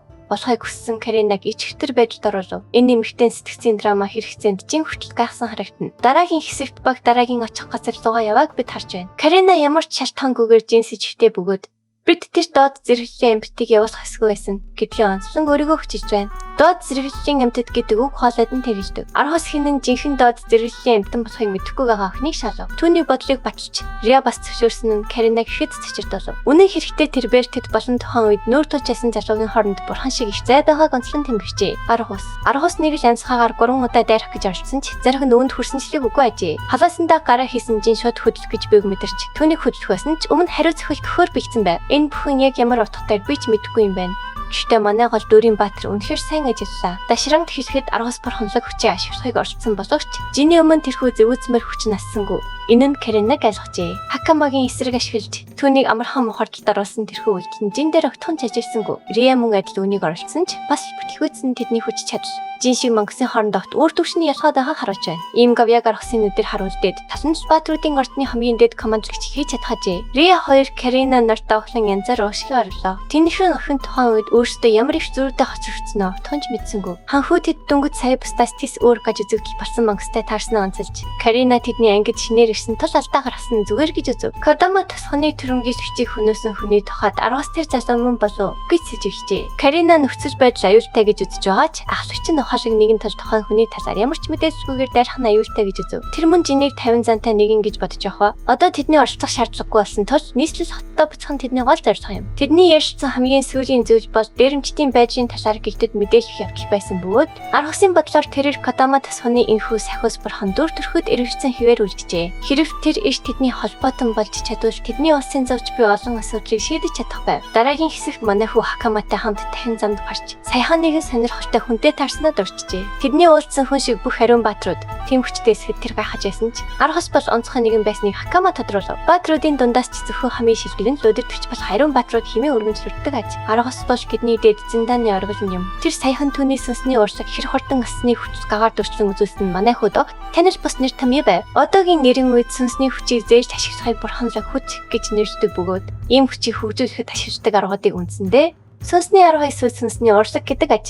Өөрөөр хэлбэл Кагура болон Жини Нана машин нь тэдний ухаж ойлгож чадахгүй. Сүнснүүд мэтэрч ойлгогдож байгаа хэрэг. Энэ бол одоогийн 90 үеийнхний хувьд ямар нэгэн салиатай уран зөвлөмж мэд харагдах ёстойг тэр мэдж байсан ч доод төрөлтнүүдийг үзэн ядах Каринагийн ууртай мэдрэмжийг санахаас өөр аргагүй төрсэн юм. Жин өн сонирхолтой татагдаж өнөөгийн 90 үед хэд хэдэн өөр хүмүүсийн нарстан оршиж байдгийг олж мэджээ. Шавж загас цэстэй хүмүүс ч байдаг бөгөөд эмээгийнхэн яриагаар бол тодорхой эртэн гацхуу ус болон тасгай бүснүүд хөтлөн амьдарч чаддаг байжээ. Цаг хугацаа өнгөрөхийн хэрээр амьд биедүүд орчиндөө тасан зохицож хавснаар энэ байдал өөрчлөгдөжээ. Энэхүү өгүүлбэр Жиний сонирхлыг татаж хүн төрөлхтний зарим амьд өвдсөн хүмүүс 100 сая жилийн дараа хослын цэглийг эхлүүлэх гол шалтгаан болсон байх нь хэмээн тэрбээр шатхан дүгнэв. Тэр энэхүү том тамавшиг хэтэрхий гүнзгий бодохыг хүссэнгүй. Харин оронд нь орчиндөө өөрчлөгдөж тасан зохицоогүй хүмүүс үндсэндээ тэдний доод төрөлзөл хэмээн нэршдэг мас хөрвшиглэн болсон гэж Жин үзжээ. Тэд тасан зохицож чадахгүй байгаа учраас нийгмийн давхар сул дорой нэгэн гэж харагддаг аж. Хэдийгээр нийгэм нь тэднийг юу ч хүмүүс шиг үзэж боол болгон хочтаасдаг ч гэсэндээ энэ 90 үед боолчлол оршин тогтнож байгаа үзэл баримтлал нь манай хүүд таагүй санагдсан ч Хакама өөрийн байр суурьтай бат зогсдог аж. Тэрээр өөрсдөө болон доод төрөлтнүүдийн хооронд ямар ч ялгаа байхгүй гэдгийг тод том руу хэлжээ. Хин нэгэн өөр байлаа гэд хүмүүс яагаад бусдыг welcome сушиж харьцдагыг тэр ойлгодоггүй байв. Хүн бүрл өөрийн гэсэн өвөрмөц сонин тартай байдаг штэ. Түүнийг ингэж ярихыг сонсоод Жимбэцхэн охины зан чанарт бишвчээ. Тэднийг ярьж байх зөөр ядарч зүдэрсэн самрагдсан байдалтай нэг хүний хүүхэд гинт гарч ирв. Энэ хүү зан дээр унаж тасаад тэвтэн тасламжгүй хахад Хакама түүний хажуу руу яран очижээ. Жинхүү сайтар ажиглаад чихнээс нь харахад ямар нэгэн амтны шинж тэндэг байхгүй анзаарсан нь бол ямар нэгэн төвшний хүн болохыг илтгэж. Хүүгийн хүзүүнээс хөл хүртэл хөрсөн шарах сарвар дүүрэн байлаа. Эдгээр гэмтэл нь ювтийн тохиолдлоос үүдэлтэй энгийн шарах биш байв. Хакама охиныг босгох гэж чадах бүхнийг хийж яхад Жин тэр хүнд туслахын тулд хүчээ асаажээ. Талархахын оронд хүү тэр даруй жижиг зогсоож Хакамагийн хоолоор хотоо толгоод хэрв тэндээс 1 см хүзэх юм бол түүнийг асна гэж сэрдүүчээ. Энэ нөхцөл байдал манай хүүгийн төсөөж яснаас тэс өрөөр ирв. Тэрбээр өөрийгөө анханасаа орхинд орсноо одоо бүрэн гүцэд ойлгожээ. Тэр мөн ойр хавьхийн байгааг шалгахын тулд орчноо гүйлхэн харлаа. Нэг нь эр хоосон агаараас гинт гарч ирж по өөрийнх нь зааврын дагуу ажиллаа сайн гүйцэтгэснийг мартав. Энэ чадварыг даатлагч маск буюу үл үзэгдэх технологи гэдэг. Энэ нь нано машинууд хүрээлэн буй орчны дүрслэлийг өөртөө шингээж түүгээрээ дамжуулан үл үзэгдэх нөмрөг бүрт гэдэг учраас ажилтдаг байна. Цорын ганц сул тал нь хөдөлгөөд үл үзэгдэх байдал нь үүсгэх болдог явдал боловч эдгээр залуус үнийг түн сайн ашиглажээ. Ахлагч Жинийг доод төрөлзөөл гэж дуудаж сайхан хөтсөн гэсэн хэмээн дээршив. Тэр мөн Жинийг ханаас ирсэн тухайсаасан боловч манай хүү тунж таасангүй чимээгүй үлдэж ямар ч хариу өгсөнгүй. Хакама түүндөө санаа зовны хаширахад ахлагч хэрэг жаахан хөдлөх юм бол охиныг ална гэж сэрдүүлжээ. Хакама чадвараа хасан дахин дур мэдээ хөдлөх гэх манай хүү түүнийг яг одоо цогцохыг шаардсан эрхжээ. Тэрээр охины хүмүүсийн эсрэг ийм хүч ашиглахыг хүсэхгүй байгаа бөгөөд энэ нь аюултай гэдгийг ойлгохыг хичээ. Бяцхан охин юу хийхээ мэдэхгүй сандарч байхад энд байгаа дээрэмчдийн ахлагч охин бас бурханлаг хүчтэй болохыг олж мэдээд маш их баярсан хөөцөрдөж байлаа. Тэд Жиний мөн ийм хүч чадалтай эсхийг асуусан ч манай залуу шорлогчтой байсан тул ямар нэгэн нууцлах хүн шиг дүр эсгэжээ. Өөр нь хурсан бочинлог эрт хүнийг хөшгөлөн унгааж доод төр зүйж байж суртай бай хай санаалав. Ахшигч нь боол бараа хэм гимтэй гэж орцсон тасхайхаа ujрыг таарсангүй. Гэхдээ тэд тэдний сайн үнээр зарагтана гэдэгт тийм ч их найдахгүй байгааж. Жин ямар ч байсан доод төр зүй шиг харагдаж байгаа тул түүний бурханлаг хүчтэй байж магадгүй гэж тэд бодогчгүй. Үүндээ зэрэгцэн Хакама эдгээр нь аргасын тэдэнд анхааруулж байсан дээрэмчид болон боол 8 лагчид мөн гэдгийг ойлгож эхлэв. Дээрэмчдийн өдөрдөгч эхлээд төхнийг зохицуулахаар өөрийн шигшгэ асаажээ. Энэ янзаараа тэд бэрэгдэж боол босгон зарагдахгүй гэхээс Хакама аминдаа айжлаа. Дараагийн хэсэгт инээдтэй гэхэд Жин түүнийг сайхан нойрноос нь сэрээжээ. Эдгээр тэнэгүүд түүний бүх ганган хувцсыг нь хулгайлж зөвхөн дотор хувцсыг нь үлдээсэн тус манай залуу цамцгүй байлаа. Хакама ямар нэгэн гэмтэлгүй зүгээр болтой харагдавч тэд яг хаандагаадаа чин сэтгэлээсээ гайхаж байв. Энэ бол бүсэд боолуудыг хордог ямар нэгэн сайтарлах байгууламж шиг харагдаж байв. Жин энэ бол дээрэмчдийн оройнох байр гэдгийг тайлбарлаж бүр тэднээс өмнө барих болсон хүмүүсийг хөтөл зааж өгчээ. Эдгээр хүмүүс бүгд маш хүнд байдалтай харагдаж байлаа. Ихэнх нь доод төр зэлэдэ энэ бол дүнсгэр дүр зураг байсан ч инээдтэй гэхэд Хакама энэ залуу яагаад тэгж нүцгэн байгааг илүүдээс нь хож түүнийг хачин харагдаж байна гэх шалтгаанаар бүх зүйлийг нь хурааж асан гэж Жин тайлбарсан боловч охин энэр хувцгүйгээр ийм өртөө ихвчтэй байгаад гайхшигчээ. Энэ төрхөн Жинд хамгийн тухтай байдаг болжтой. Гэхдээ үүнээс гадна тэр яагаад тухайн үед тэр газар эсэргүүцэн тэмцээгүй бол гэдэгт тэр хамгийн ихээр гайхаж байв. Тэр бурханлаг хүчээ ашиглаад тэднийг ганцхан гайштаар орчиж хайж чадах байсан шүү дээ. Тэр хариулахаас өмнө Пори өглөөний цай авч ирахаар өрөөнд орж ирэв. Тэдний сэрснийг мэдээд тэрээр хоол санаж болгожээ. Хакама урсан боловч тэд өөрийг нь үзэн ядах хэсгэд Пори огтхон ч санаа зовсонгүй. Учир нь тэр хизээч ууширпэн гэж гортаагүй байжээ. Цэвэр ариу хөмсөн боловч цэнхэр ус тавхиныг үнэхээр сайхан сэтгэвтэй гэж дуудсанаар Жин түүнийг гайхшруулв. Хохирогч дүр эсгэгч хувьд энэ нь том цохиж болсон ба үнэн дээр муу хүмүүс хэн нэгэн өөрийг нь үзэн ядж гинөө. Эсвэл уучлалт хэрэгтэй эсэх талаар огтхон ч санаа тавьдаггүй гэдгийг Жин хуваалцжээ. Пуаригийн иймэрхүү зүйл бодож байгаа түүнийг сайхан сэтгэвтэй болохыг батж байна. Ямар ч тач энд байгаа татааштай залуу Йог тоглож дуусаад жинхэнэ ажилдаа орсоо. Тэрээр Айро авах шиг саралжин хаашнаас барьж аваад гарц гарахын тулд шууд загалж махижиг. Пуари дөнгөж цай харсан зүйлдээ мэж гайхаж хоцров. Үнэн хэрэгтээ Жин түнтэй ганцаарчиж ярьцхан тулд бүх хугацаанд хүрээжээ. Цэнхэр өстэй бүсгүй яагаад гэдгийг нь гайхаж байсан ч Жин түүний хайртай нэг нь таригдж байгаа тул аргагүй эрхэнд ажиллаж байгааг мэдэрч байлаа. Энэ залуугийн таамаглал ийм өнөчтэй байгаа нь Пуариг ойлгож байв. Тэгвч байдгүй охины шарх үнэхээр бодит байсныг мэдсэн учраас өөрийг нь хуурам ихсэн хэмээн онцлоод түүний шархыг анааж хөв. Гэмт хэрэгтнүүд өөрсдийн холбоотнуудаа өгөх шахаад загтаад байдаггүй юм. Тийм учраас Пуариг шантажилж албатан ажиллаж байгааг тэр дорой ойлгожээ. Жиний өгс түнд маш их гэмшлийг мэдрүүлж эцэст нь өөрийнх нь багтуг энэ зургаан нааш байрцаасныг хуваалцах боломжийг олголоо. Хэрв тэр эсэргүүцэл хүү усаас гаргаж чадна. Дахин хизээч түүнтэй уулзахгүй гэж тэд байнга цаан шилдэг байв. Эдгээр навчнууд түүний эцэг хий хүртэл хятсан бөгөөд одоо ганцхан дүүн зүлжсэн химэн Пуари уйлан хайж нуран өнөө. Түүний яриг сонсоод энэ залуу юу юунаас илүү хэлгэн живчээ. Жин шууд утгаараа өөр хийлэн давтаж Хакама түүнийг яагаад ингэж баригдсан бэ гэдгийг эцэст нь ойлголоо. Түүний зэрлэг өргөж эдгээр хүмүүсийг аврах байсан ч хорон санаатнууд зөрүүд бас ядаргаатай байдгийг тэр мэдж байв. Ганц хүнийг ч зүгтаа шугал хүч чадлаа дахин сэргээж асуудал үүсэх тул хожим нь гамшигт хүрэгдэг аж. Товчондоо бол тэр энэ цамхан жарлангийн хожимнуудыг хамт нийцлэхийг хүсэж байгаа байхлээд энэ өстэй амтныг араас нь өшигч эхэллээ. Зам нэгдсэн тул гожоо сатар руу эдгээр доодчүүдийг хэсэг болгон тасгаар шийджээ. Жин хорон санаатнуудын сэтгхөг хинээс ч илүү сайн мэдэх бөгөөд хүний соёл иргэншил технологийнхаа оруулж хүрсэн нэг зөө сая жилийн өмнөх үеэр эргэж харахад үнийг ойлгох болно. Тэр үеийн хүү задор ангсаж юу ч өгөө хоцорчээ. Дэлхийн ертөнцийн шудраг хэсийг бишрэх нь түүний хамгийн ихний бодол байсан ч тэрхүү бишрэн илүү аимшигтай хоёр дахь хонслыг дагуулж ирсэн юм. Шудраг хэс хэрэгтэй айж ертөнцид маш олон хүмүүс тухайлбал түүнийг арнахыг хүссэн хүмүүс дүүрэн байдаг. Энгийн амьдралаар амьдрах бол магтаа сайшаалтай зүйл мөн боловч түүний өссөн орчин хүүгийн өссөн амар амгалан хизээж авчирсангүй. Тиймээс түүнтэй орлохыг оролцсон хүмүүсийн хувьд Жин тэдний ясыг хогож олон жилийн турш өсгөн өөрийн хүч чадлынхаа дор шууд бэлтгэжээ. Тэр очих газар бүртээ мөн хүмүүсийг өсгож дэлхийн амар амгалан аль төдөлгчдийг тасралтгүй дарж байлаа. Хүртэл нэг өдөр нэгэн эрт түн дээр ирж өөр санал төвшүүлжээ. Тэрээр Жинийг буруу ертөнцид төрсөн гэж бодсон бөгөөд энэ нь биднийг одоороо буцаан авчирч байна. Манай хүү хэдийн аваа цавцас үлдээч гсэн өөрийнх нь өмнө байгаа хожиг төстэй нүүр тулхаар ширтэж алхаж байна. Залуу зүгээр алсан хүнийхээ тоог нэмхийг хүсэж байгаа бөгөөд ямар ч асуудалд хариулахаас татгалзан өөрсдийнх нь нэгнийг урдаа зогсохгай хөл бож хүчтэй шидэв. Тэдний нэг нь нөгөө залууга барьж авах мөчид манай хүү цавшхан шиг хортон өшөлж ороод нөгөөг нь хэдчихлаа. Жингийн залууг ханан дээр тоогоо шиг нүх гарч шидэж зогсож чаддгүй хараад ицсэн мангасаас өөрсдөө харагдуулсан. Түр түүний найз ээж сандарч хацарлаа. Айсандаа усаад тэр залуу зүтхийг оролцсон ч ямар ч нэмэргүй байв. Зөвхөн түүний тарчилсан хашгирaan л доод давхрын хоригдор төрж байлаа. Энэ хашгирaan бусдаас ирж байгааг Пори мэдэрч чадна. Жин гэж хин бэ гэдгийг тэрээр чин сэтгэлээсээ гахаж хэлжээ. Энэ залуу бол алхачгүй бурхан бөгөөд бүх зүйлийг өөрөө зохицож тогтоож дэд санаа зовх хэрэггүй гэж Хакама 50 байдлаар хэллээ. Яг одоо дэд түүний зааврын дагуу гадагшаа гарцгаах хэрэгтэй боловч аврагдах гэж байгаа нь Поригээс сууж байна. Дээрэмчдийн өдөртөгч хүчрэхүй бурханлаг магийн авьяастай хэдий ч ялхот тийм чамар биш юм. Хар хүчний талаанд тэр залууг буулган авч чадах нэг төсөөлөхөд хэцүү аж. Гэвч Пори ийм хэрэггүй зүйл бодож явахсаар манай хүү аш хэдийн нөгөө залууг өвдөөсгдүүлээд амжижээ. Бас жинийг зогсоохойгүйч их хэмжээний мөнгө амжиж тэрч байтугай боолуудыг санаж болох уу. Ташранд хэлэхэд Поригийн дүү энэ өрөөнд харагдаж байгаа юм. Боол санаж болгож байгааг сансаар жин дөрвөслөө илэрхийлв. Дээрэмчдийн өдөртөгч яг юу болоод байгааг хаж байхад тэрээр басын нүдэн дээр өөр нэг залууг алжээ. Энэ хүний бурханлаг үнэмлэхүү хүчний өмнө түүний сүнсний урлагч хүртэл ажиллахгүй байгаа бололтой. Уучлаарай, хүч чадрыг хийж гин. Гэхдээ үнээс ч илүү нөөцлөг зүйл болж жин яагаад ийм их хүч авсан явдг юм? Инээдтэй. Манай хүү энэ ажиалагчийг хагас дотоо хорон санаатан гэж нэрсэн юм.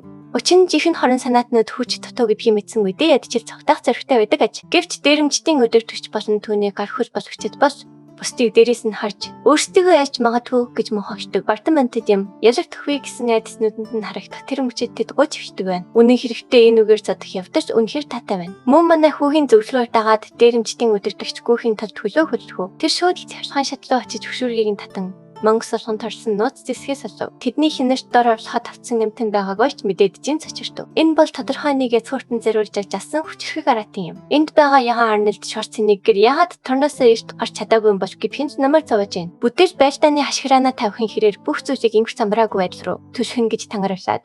Дээрэмчдийн өдөртөгч жин сорж дөхтөө том баяртай байна. Эхний дайрчдыг жинзүүдээр хандаж дайрч буй авсхад авсан Монгос хэлээ. Энэ явцын дунд тэрхүү аврах том залууг бидэнд харуулахаар дайрчдыг хаажээ. Жиний хашнооны хүчинд дээрэмчдийн өдөртөгч хэлэх үггүй хоцров. Өөрөөр хэлбэл түүний бочингийн хүчийг хэлж байна. Үүний зэрэгцээ жин өөрийгөө ердийн хүнээс хэд дахин өндөр бочингийн ширхэгтэй. Хүнээс дасан биетэй төрсөн гипи хуваалцлаа. Одоо цохиж гөхөөлж түүнд ирсэн тул энэ залуу илүү их хүчээ гаргахаа амсахаас өмнө араатны буцаач хичвэв. Залуу яг л Гоку шиг камихамиха давж хабуудаж ганцхан цогтоор Монгосыг бүд нэрвшээ. Тэр бүх хоос нь Ираны дараа дээрэмчдийн өдөртөгч гэсэн газар руугаа буюу дахин өвдөгс өгцөн байдалтай ирэн иржээ. Энэхүү өрөвдөлтэй нош дараа нь юу хийхийг ханжин түүнийг ширтв. Сонголтгүй болсон тул залуу өршөөлгүй жаргаас хагчиж гин. Гэвч миний албар сууд цагаан өстэй хаан ямар ч өршөөл үзүүлэхээс татгалзсан нүүрс үндэгээ цавхтар хариу барьлаа. Асуудал шийдэгдсэний дараа тэрээр сүйж авсангаа хурааж хүүхдүүдэд хүлээж гисэн урьдчилан уучлалгүй. Эхлээд залуу гэмт хэргийнхэн шууд нотлох баримтыг цуглуулахын тулд баримт бичгүүдийг шалгахыг хүсжээ. Тэр шургуулга онгойлоход сонирхолтой тэмдэглэлүүдийг очилов. Тэднийг нэг харахад л энэ залуу суглааны эзэн болсон мэт сэтгэж төрүүлж үзээ. Үгүй. Манай хүү яг одоо юу уншаад байгаагаа утхан жаахгүй байна. Хэрэн түүнд таньж биш тул Хакамаг тусламж гойход хэтэрхийхэн анхаарлаа хандуулж байна. Хэдий тийм байсан ч жинний пилэр дээрэмчид яагаад авсахад тавцсан амттыг ашиглаж ясныг олж тавтарч чадахгүй лээ. Өөрийнхөө сэжиглийг батлахын тулд тэрээр ясан мангасныхаа урж хайсан үйл бидрийг шалгалаа. Ингэснээр тэрээр өрөөнд хөөж буй иргэн тойрны нана машин камерууд руу нэвтрэх боломжтой болно. Жин ядаж өнгөрсөн 7 хоногийн бичлэгийг шалгахыг хүсээд өөрийнхөө сонирхсан дүрс бичлэгт бүдэрч архив. Уг нь нэг эцгүүртэн энэ мангасыг авч ирээд уг амтныг ямар зорилгоор ашиглах гэж байгаагаа барьхаас татгалсан аж. Үүний оронд тэр тэдэнд бяцхан нуус зэргийж орхижээ. Энэхүү залтай хорон санаатанд бас усадгүй мөхөх тухай сэжүрхжээ. Жингийн нарийн ширийн зүйлийг дараа ашиглахаар тэмдэглэж авсан бөгөөд энэ үед үзэгдэл 20 хангаас зогцсон хүүхдүүд рүү шилжив. Пуари эцэст нь баг дүүтэйгээ олзов. Хоёр бие биенээ удаан тэрвэрч хинэн ч хүнд гэмтэл асандаа аюулгүй байгаадаа толгойж ялаа. Тэр ирж хараад жинийг бурхан химэн өргөнжилж хичээл зүтгэл гаргасанд нь тасархаас илэрхийлэхэд залуу өг нэрээ хүжээн зөвшөөрөхөөс татгалзав. Үүнээс гадна тэрээр дээрэмчдийг баривчилж буй улаан дөрөм тогтцтой хүмүүсийг сонирхов. Тэд гэлтийн ажилтнууд байх ёстой гин. Үнэн дээр тэдний дээр зогсох сүржлөгөөс сахалтай хүн бол тос хотын гэлтийн мастер юм. Тэр хүн жинзүү төхөж ирээд өг хэрэгт холбоотой эсхийг нь асуув. Манай залуу өөрийн ороосон хувь нэмрийг баталж Падраки гэлтийн мастер гэпи албан ёсоор танилцуулж хийсэн зүйлд нь талархахыг хүсв. Тэр залууг нэг хараад ямар ч гэмтэл авалгүйгээр ийм олон хүнийг яаж бод зөхсныг гайхан зочирдв. Доод зэрэгчийн амтны төрхтэй байсан ч Падракийн залуу бол тоглоом биш гэдгийг ойлгожээ. Энэ явдлаас болж хэмжээний хохирж учирсныг гэлтийн мастер дуртав. Дээрэмчдийг устгах хүсэлтүүд хамгийн өндөр түвшинд хүрчээ. Алива ноён дээрэмчдийг баривчлахад хамгийн их анхаар хастай гэж боддог тол энэ жиний сонирхлыг татав. Гэлтийн мастер инээж тэрч байтугай ноён тим хэмжээний эрх мэдлгүй гэж мархав. Гэмт хэрэггээ тэнцэх нь хаанд тангараг өргөсөн гэлтийн гişүүдийн үүрэг гэж тооцогддог. Газар нутгийг захирагч лорд Шапен гэмт хэрэг үйлдсэн байсан ч гэсэн ийм зүйл бараг боломжгүй мэт санагдсан ч тэд энэ байдлын талаар хаанд мэдээж хэвстэй. Падрак өөрийн тамгижтай идэвхтэй байхад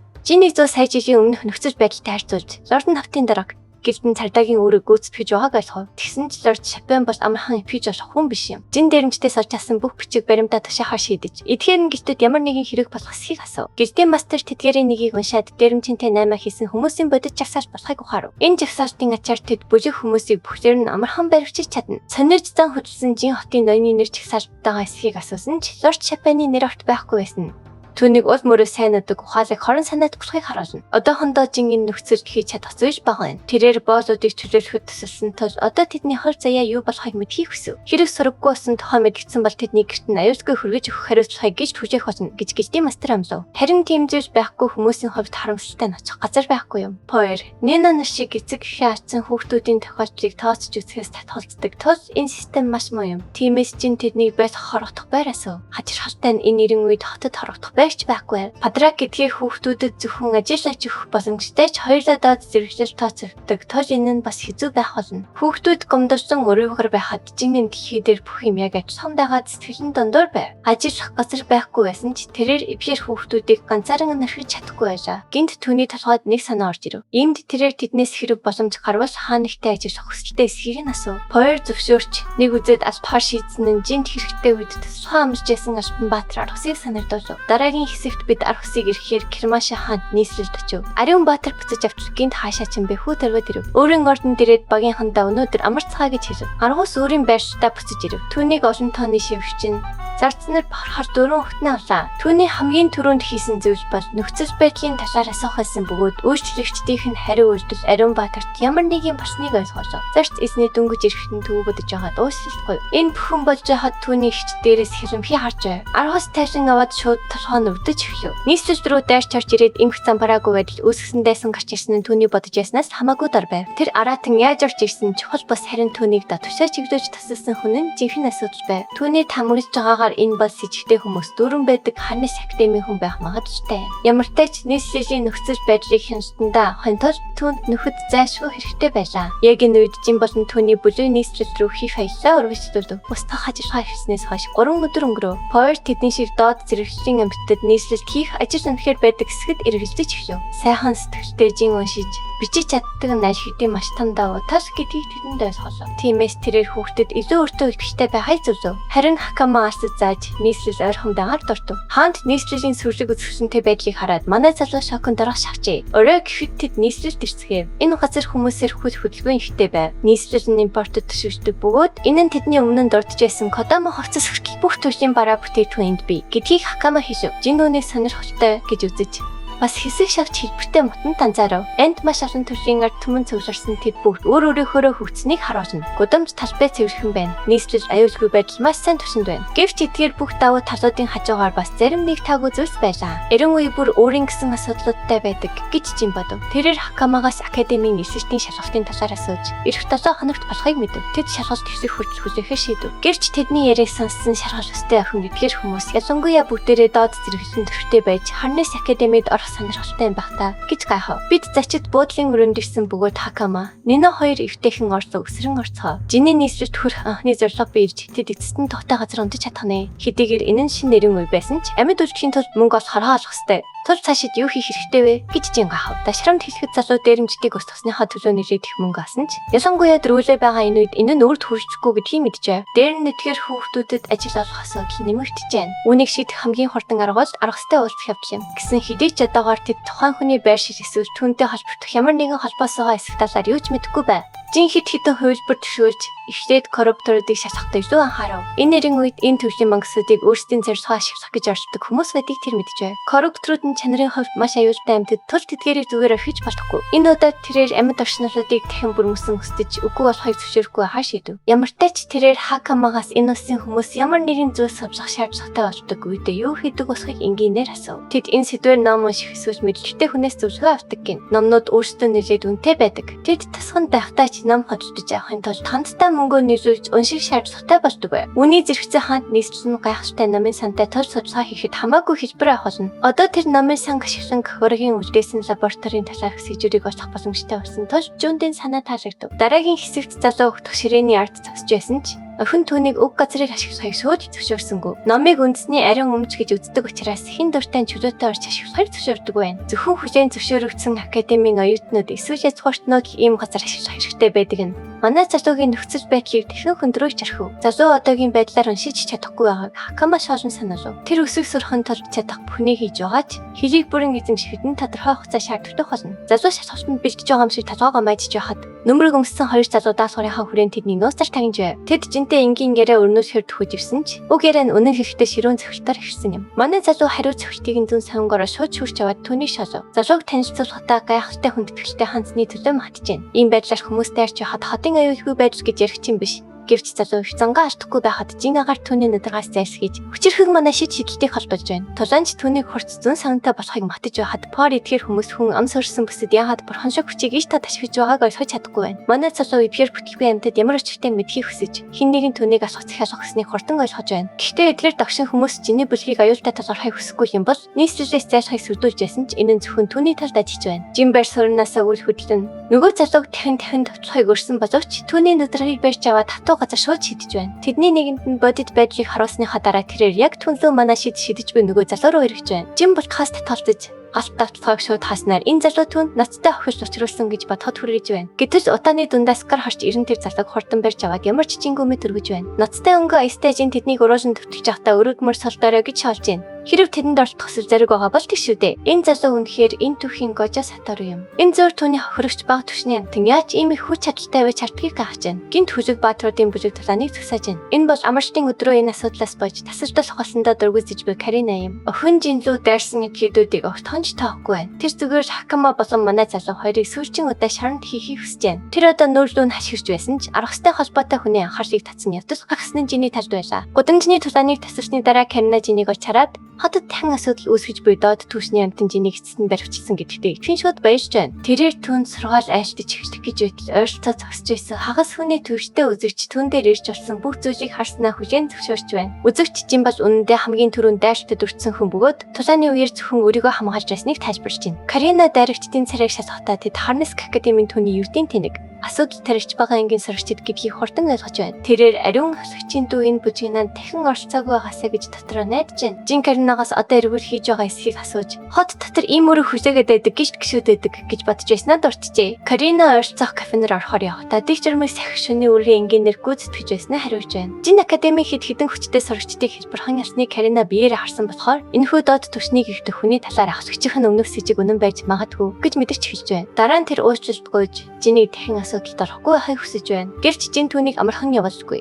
Харин түүний ахлагч аргастай уулзахын тулд өөрийг нь дагштан явахыг гуйх боломжийг ашиглаж байна. Эртний хүн 70 дугаар дивизийн ахлагч аргастай эцэст нь уулзсны дараа шууд гол асуудалтай орж өмнө нь тусламж санаж болгож ирснийг нь аргасад санаалсан тэднийг ажиж авахыг хүсэж байна. Аргас хамт ирсэн хүүхдүүдийн талаар асуухад жиннэр хосын хайж исэн дээрэмчтэй нүүр тойч гэж шийдвэж өгөхөөс өмнө тэднийг баривчиж чадсанаа тайлбарлаж байна. Доод түвшний амтан шиг харагддаг хүн ийм хурдан бүхнийг хийж чадна гэдэгт итгэхэд хэцүү санагдсан тул аргас санаа зовж байна. Дараа нь Жиннино болон түүний ихч пар нарыг түших өөр хүн байхгүй. Мөн доод түвшний амтан тооцогддог тул хүмүүс тэдэнд муу ханддаг байсан тул хамт авчирснаа өрөөжлөн тайлбарлаж байна. Үнээс болж жин ахлагчаас тэдэнд ямар нэгэн ажил олж өгч болох эсхийг асуужээ. Ахлагч аргас эртний хүнд тэдний өмнө ямар нэгэн өрөө хүлээгээгүй гэдгийг санаасан боловч жин хүүхдүүдийг аварсан хүний хувьд тэрний хариуцлагыг хүлээхэд бэлэн байна гэж маргаж байна. Хүүхдүүд аврагчаа найдвартай харцтай харж байхад аргуусын шалтгааныг сонирхолтой гэж үзэж байна. Дараа нь ахлагч хурдан санаа гаргаж хүүхдүүдийг наймалт захирагсал болохоор шийдэж байна. Жин академид багшаар ажиллахыг зөвшөөрвөл хүүхдүүдийг гэртээ байлгаж тэнд ажиллахыг зөвшөөрнө гэж тэрээр Жин 50 хийж байна. Жин энэ нөхцөлийг хэзээ бодолгүйгээр хүлээн зөвшөөрч одлогын хүүхдүүд шивгчний хувцсан өсөж байна. Асуугч бусад шивгч нь үйлчлэгч нартай тэднийг зөв боловсруулж эзэмшүүлж ялхаарсан гадар холт гарахгүй байхыг зааж өгөх зөөр. Пор ахлагчид чин сэтгэлээсээ талархал илэрхийлж байна. Жин дарахстай хамт явахдаа багшаар ажиллахад нь ямар нэгэн тал санаад байгаа эсхийг асуугчаас асууж байна. Жин хаанаас ирснийг тодорхой мэдэхгүй ч түүний зүүн савин шин бол итгэж болох хүн гэдгийг хэлж байна гэж аргас тайлбарлаж байна. Үүний дараа ахлагч шууд гол зүйлдээ орж Харнеск академид нэвтрэн орохыг хүсэж байгаагаа Жин хэлж байна. Жин нухацтай царайлж зөв тайлбар өгөхийг хүсгэд аргас нийслэл дотор одоогийн эрх мэдлийн төлөв тэмцлийг дүрслэн ярьж эхэлж байна. Түүний хэлснээр хаан хүн төвчтэй байгаа бөгөөд хизээ мөтгөө хороог орхиж магадгүй байгаа тул Хэд хэдэн бүлэглэл хаан ширээ хянахын тулд чимээгүй хүдэн дайн өнөөлж байна. Тэрээр цааш нь тайлбар шатаа ертөнц засамжлалын зөрчилдөөнөөс гадна хаан ширээг хуулиасаар эзэмших хэрэггүй атлаа ирэх мэдлийг булан авахыг хүсдэг хүмүүс бас бий гэжээ. Эвлэр хүмүүс маш аюултай бөгөөд төлөвлөгөөгөө орчлуулахын тулд энэ үеийнхний төрөнгийн зөрчид гэж нэрсдэг завхруулагчдыг зэсэг болгон ашиглаж байгаа бололтой. Жин Лорд Чапаныг санаж түүнээс ч илүү төвхтэй хүмүүс байж магадгүй гэдгийг ойлгож эхэлж байна. Ахлагч эвлэр хүмүүсийг илчилж нууц баазыг нарахыг хүсэж байгаа бөгөөд хамгийн их сэжигж байгаа газар бол Харнеск Академи гэж хэлж байна. Аргус хаалт тогшиж Жинийг өөрийн дүү Мэри алтантай танилцуулж байна. Тэрээр дүүгээ академид сордог бөгөөд Жинийг тийш нь хөтлөх болно гэж тайлбарлаж байна. Мэри өмнө Каринагийн хийсэн шиг Жинийг доод төвсний амтан гэж дуудаж хор зүгтгээ шууд харуулж байна. Ахлагч түүнийг яаралтай зөксөж ингэж ярих нь бүдүүжиг болохыг сануулж байна. Гэвч тэрээр доод төвсний амтан гэж үздэг хүнд энэ чухал өөрийгөө өхрийг зөвшөөрөхгүй гэдгээ батлан хэлсээр байна. Жин түүний бүдүүжиг занг шүмжилсэн давхлагч хичээж дүүгийнхээ үйлдэлийн төлөө уучлалт гуйж байна. Карина Жин лөө төхөж очиод Мэри үнэндээ маш чадвартай боловч доод төвсний амтан дургу гэдгээ шивнэ хийж байна. Мэри Жинийг дарамжаасаар байхаа бөгөөд түүнийг багшийн үрэг гүйцэтгэх чадвартай хүн гэж харахгүй байгаахаа мэдэгдэж байна. Дараа нь Хакама асран хамгаалагч нь бичиг өсвч мэдэхгүй гэдгийг санаанд оромгүй байдлаар дэлхийж нөхцөж байдлыг улам дортоож байна. Гэвч Хакама удалгүй Жин үнэхээр хэр хүчтэй чадвартай болохыг мартан ярьж байна. Түүний өв Мэри өмнө нь академийн сурагчдаас аргас руу дайрахыг хүссэн хүмүүс болохыг Каринад гинт ойлгуулж байна. Ахлагч дахин уучлалт гуйж дүүгээ зөв хүмүүжүүлнэ гэж амлаж байна. Жин яриг өөрчилж академид яг юу заах ёстойгоо аргасаас асууж байна. Аргасаа чивснээс харахад Жин сүнслэг өөрчлөлт нийлээд чадвартай харагдсан тул үндсэн сурыг заахад хамгийн төхөөрөмжтэй хүн гэж үзэж байгаагаа хариулж байна. Дараа нь тэрээр галасаах, цэнэггүй болох, хөждөх, эвлэх гэсэн дөрвөн үндсэн сүнслэг өөрчлөлийг жагсааж Эбирээс хоёрыг нь лашвич чадхаас хангалттай гэж үзэх хэрэгтэй гэдгийг тайлбарч байна. Энэхийн үндэс суурь нь ердөө дөрвөн сүнслэг ууршаас бүрддэг сонсоод Жин өмнөх дэрэнчдийн толгойлогч үнэндээ нэлээд чадварсаг байсныг ойлгож байна. Түүний ашигласан чадвар энэ газар тусгай сүнслэг уршигт тооцогдно. Энэ үеийн хүмүүс эдгээр тусгай хүчийг хэрхэн ойлгодог, арга барилыг өөрчилж магадгүй гэж шийдэд Жин чимээгүйхэн инээн сэлж байна. Дараа нь түүх 7 хоногийн дараа буюу Хакама Академийн эсвэртийн шалгалтаа өгөх цаг болоход шийдэж байна. Жил бүр шөнийн дивизийн нэг хэсэг тушаалыг дүрхэх ёстой бөгөөд энэ удаад 7 дивизийн ээж олжээ. Жин тэдний араар чимээгүй асгаж байхад Родмон гэдэг тархан залуу түүнийг бүхэл бүтэн хугацаанд ширцээр байв. Тэд эцэст нь захирлын өрөөнд хурж ирэхэд аргас түнтэй хүндэтгэлтэйгээр мэнжв. Захирл өөрийн хуучин шиг шөнийн тушаал маш сайн яваг хараад инээн төсөлдөв. Дараа нь тэрээр ус дотор фракцийн тэмцлийг хөндөж капитанд хандан академиг ийм хөнгөмсгөр хандаж энэ чухал өөрөг гүйцэтгүүлэхээр доод зэрэглэлийн амтныг явуулж болохгүй гэж маргааж Жинийг гинт шүмжиж өгсөв. Капитан Жин өөрийн дивизийн хинээс ч илүү чадвартай гэдгийг хатуу шаардав. Торонхаа хосгонлорд гэдээ захирал Жинийг багшаар нь хүлээж авахд бэлэн байгааг анзаармагцаа өг санааг даруй эсэргүүцэв. Тэр одоо хөрхийн эртний хүнийг дарамтлах хөргийг өөртөө авч доод зэрэглэлийн хүнд ийм албан тушаал хашхыг зөвшөөрч болохгүй гэж хатуу маргаажээ. Захирал дараа нь Лорд Родмонд руу эргэж харуул энэ эсэргүүцлийн талаар түүний бодлыг асуув. Тархан залуу энэ санаа зовнилыг энгийнээр зөвшөөрч дараа нь сорогчд болон бусад багш нараас ирж болох эсэргүүцлийн талаарх бодит аргументыг төсөөлөв. Захирал мөн эсэргүүцэж нэгдэж өөрт нь мөн адил санаа зовниж байгаагаа хүлээн зөв. Жин өөрийнх нь тухайн өөрийг нь оролцуулахгүйгээр яаж байгааг ойлгоход ураг шалгаж тэгнтэй хүндэтгэлтэйгээр минь гэхийн өмнө өөрийнхөө төлөө гэсв. Тэрээр зохих хэс зүгээр өөрийгөө 50 танилцуулж, ит тод шоолуулж байсан ч хэрхэн төвчээртэй байж чадхаа харуулв. Дараа нь тэрээр лордуудаас түүнийг доод зэрэглэлийн амтын шиг харагддаг болохоор нь эсвэл энэ өргөт шаардлагатай хүч чадвар дутуу гэж үтсэндээ шүүж гэнэ үү гэж шууд асуув. Захирч инэмсэглээд тэдэнд санаа зовж буй цорын ганц зүйл бол түнд шаардлагатай чадвар үнэхээр байгаа эсэх гэж хариулв. Тэгээд тэр үнийг тэдэнд батж чадах эсхийг түүнээс асуув. Аргус захирч өөрөө үнийг шалгахыг санаж болгоход тэр зөвшөөрч Харнеск Академийн сүнслэг сургуулийн таш байд түргэн зур тагшилтын талаан цахан дагуулв. Залтай Торонхаа холгон бол Жинтэй нүр тулахаар ураг шалгасан нэгэн бөгөөд өнөөдөр цөөхөн сорогчд байгаа тул Жин ядаж өөрийгөө хэд их хичээхгүй гэж инээх хийжин хийв. Дараа нь захирч дүрмийг тайлбарч шинэ багшаасаа академид яг үнийг зааж өгөхийг хүсэж байгаа учраас тэд зөвхөн сүнслэг урсгийг ашиглан тулж тастай гэдгийг тодорхой болгов. Үзэгчдийн дунд зогсож буй Мэри зэрэг зарим сурагчид тоошдыг үзэхээр цогцров. Торонхоо холхон тулаанд биечлэн орцож байгааг анх удаа харах гэж байгаа болохоор тэр маш их тогтж байлаа. Жингийн бүхэн хэрхэн төгсөхийг ашигтын ойлгосон ч нам гүн санаа алдаад хүрээжингийнхэнд өөрийнх нь хүчийг өөртөө нь харцгаа хайр зөвшөөрөв. Гэвч аргаас эргэлзэж эхлэв. Энэ бол түүний санал болгосон хүний бүсдийн өмнө толбдож байгааг бодитор харах анхны тохиолдол бөгөөд жинхэнэ бүрийн өмнө түүнийг хичвтер байж даруулчих вэ гэж санаа зовж байлаа. Нөгөөтэйгүр Лорд Гита маш их давтсан харагдах бөгөөд Жинийг баримт нь тавьж тогтолтыг хортон дуусгах хүсэлтэй байв. Тэрээр нээлтийн нүүдлийг хийхээ хортон зарж Жинийг ганц цахилтаар ялахад хангалттай гэж үтсэн асар том галан бөмбөлийг шууд шидэв. Торонхаа холгооны энэ тэмцээнд ярьж капитаны дүгнж буруу байсныг батлна гэдэгтээ итвэжтэй хിവэр байхад Жин өг дайштыг амархан бөгөөд таймнаар болсов. Жин цахилт бүрээс болтож түүнийг улам муурлуулж хахад тэрээр аян сэжим химэх гол дайралтаараа үргэлжлүүлв. Торонхоо холгон Жинийг зөвхөн зөгтөж чадна гэж бодож байхад Жингөрөө чимээгүй санаа алдаад энэ төрлийн хүчийг хизээч хүмүүсийн эсрэг ашиглах зорилгогүй байсан гэж бодов. Гэсэн хэдий ч өөр сонголт үүдээгүй. Тул Жин эцэст нь өөрийн чадвараа харуулахаа шийдэж өөрмөд сүнслэг урсгалыг зориудаар хичээв. Тэрээр татварлын хүчийг өдөртөх тайршдыг ашиглан торонхоо сонсорт хитэ газар онгож тэнд хавчин дарж түүнд ямар ч боломж байгаагүй бөгөөд түүний бардамжан эцэст нь ямар ч чадахгүй байсныг тодорхой болгов. Захирч болон Таранслорд Родманаар харсан зүйлдээ хоёулаа цэцэгджээ. Аргас болон түүний эгч Мэрэ хүртэл өртөмөн хизээч харж байгаагүй энэ цэвэр хүч чадлыг хараад амаа ангалах зогсцоо. Тэд яг юу болсныг асуухад Жинлорд гэтэг хүрээсэн татварлын хүчийг л удирдсан гэхээр таймнаар тайлбарлав. Хүмүүс үүндээ төстэй зүйлийг өртөмөн хизээч харж байгаагүй гэж хэлхийг сонсоод Жин академийн сорогчид төдийгүй багш нар сурцах зүйл хичнээн их байгааг ойлгоход нам гүнхэн инээмсэв. Лорд Гита газар тэрий харан хөвгтөй бухимдалтай шүд зөөмөш өргөлтэй харагдана. Өчгөр хөгшин хүнийг өрөвцөндөө манай баатар түүнийг дарж байсан. Шин дарчдыг эцэсэн сонсов. Гидогийн сүнслэг техник орших өсгүй гэж хашгиран сандрав. Доод зэрэгчлийн хүн ямар нэг хууль бус арга зал ашиглаж байгаа гэж тэрээр шаардав. Хөгшин хүн түүний нүүр рүү хашгирч байхад манай хүү чимээгүй зогсож амны алдааг нь ялгчийг тэгчв. Энэ яриг ажиглаж байсан зэхэр таймнаар шийдвэр гаргав. Ойр орчмын сурагчид ч мөн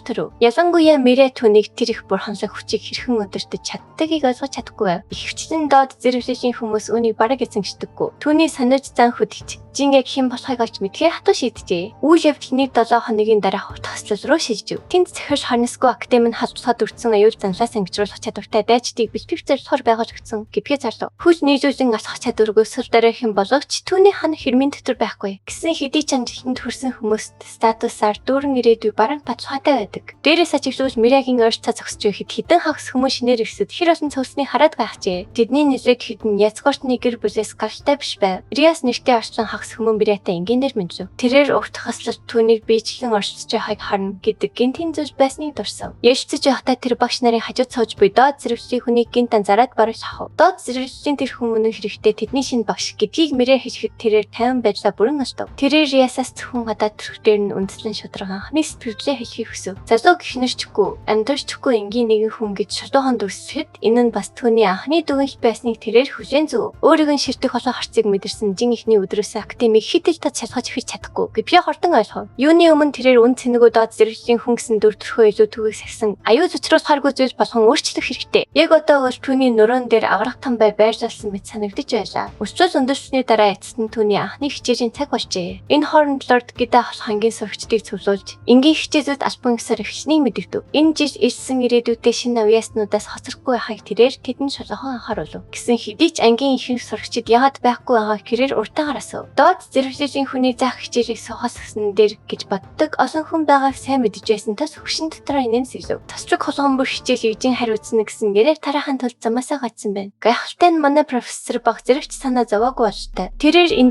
дээр идэвхтэйгээр засаад өөрийгөө сүнслэг техникийн шинэ багш хэмээн танилцуулав. Риос хоромж алдчихгүй академид хамгийн шилдэг ангид заах чадвар түнд үнэхээр байгаа эсхийг ч хүргүүгээр асуув. Манай залуу 50 инээмсэглээд тэд үүнийг удахгүй ач мэдэх болно гэж хариулв. Хичээл нь түүний төвшнээс давхар байвал явах хэрэгтэй гэж тэр арчлан хагас хүмүүнд хүртэл хэлв. Үүнийг тогтоосны дараа тэрээр нэг дүрм шууд тарив. Тэрээр сурагчидтай ямар ч нөхцөлд бурханлаг хүчийг хүний эсрэг хизээч ашиглаж болохгүй гэж хэлв. Өөрийн шалхаанаа тодруулахын тулд тэрээр бурханлаг хүчин сааруулагчийн нөхөн сэргээх чадварыг дарж өгөх зорилгоор бүтээгдсэн гэдгийг тайлбарлав. Гэсэн хэдий ч хүмүүс гэмцэнийхээ дараа хэвийн байдлаар сэргийдэг бөгөөд энэ нь түүний жинхэнэ зорилгыг өргөж халбцаад өртөгчдийг устгах явцад байсныг харуулж байна. Үүнийг сонсоод арт талд байсан нэг аман дуртай хүн түүнийг бурханлаг хүч чадалгүй гэж үзээд зөөлөнхөө хэмээн дарамжиж чихв. Жаал хүн хүснээр хүч чадлаа ашиглах хэрэгтэй гэж зүтгв. Бага зэрэг бухимдсан профессор Жин түүнийг үнэхээр хийсэн шигээ салбараа эсхийг туршиж үзхийг өрөв. Хичээлийн дундуур тэрээр шууд хэлв. Оюутанд хамгийн хүчтэй нүүдлээрээ өөрийг нь зохихыг хэлв. Хүүхэд их зангаар инээн сэвлээд профессор түүнийг ядаж нэг мажид чадвар хичээл тань хизээч ирэхгүй гэж ам гарлаа. Боломжийг ашиглан тэрээр царилгаанаар эсгэр хаян гэж ядбэв. Ийм болгоомжгүй дайралтад анги танхин тисжүүлдэх болов гэж санаа зовсон Лорд Гита хүртэл бие чангасав. Эргэцэг зүйлгүйгээр оюутан жадыг шууд Жиний чиглүүлэн шидэж өрөө даяар хэмжээний тоос босгов. Доод зиндааны хүн устчлаа гэж бүгд бодсон ч манан дундаас нэгээр цохойж түүний арт талын ханан завтаж түүний царайг өнгөрөв. Хэрэг тэр үнэхээр өөрийг нь дуусгахыг хүссэн бол сэлэм түүнийг бүрэн нэвтлэх байсан гэж Жин таймаар хэлв. Ийхүү тэрээр өжирлийн анхны хичээлээ заалаа. Хизээч хүний гадаад үзмжээр нь бүүд өгнө. Тэрхүү техникийн сүнслэг уурсагт тооцогдох хэсгэд ирэлцэн нэрөөс чимээг өхөн харж байна. Профессор Жиндод зиндааны хүмүүсийг сул дараа гэж үздэг. Учираас ингэж нэвшдэг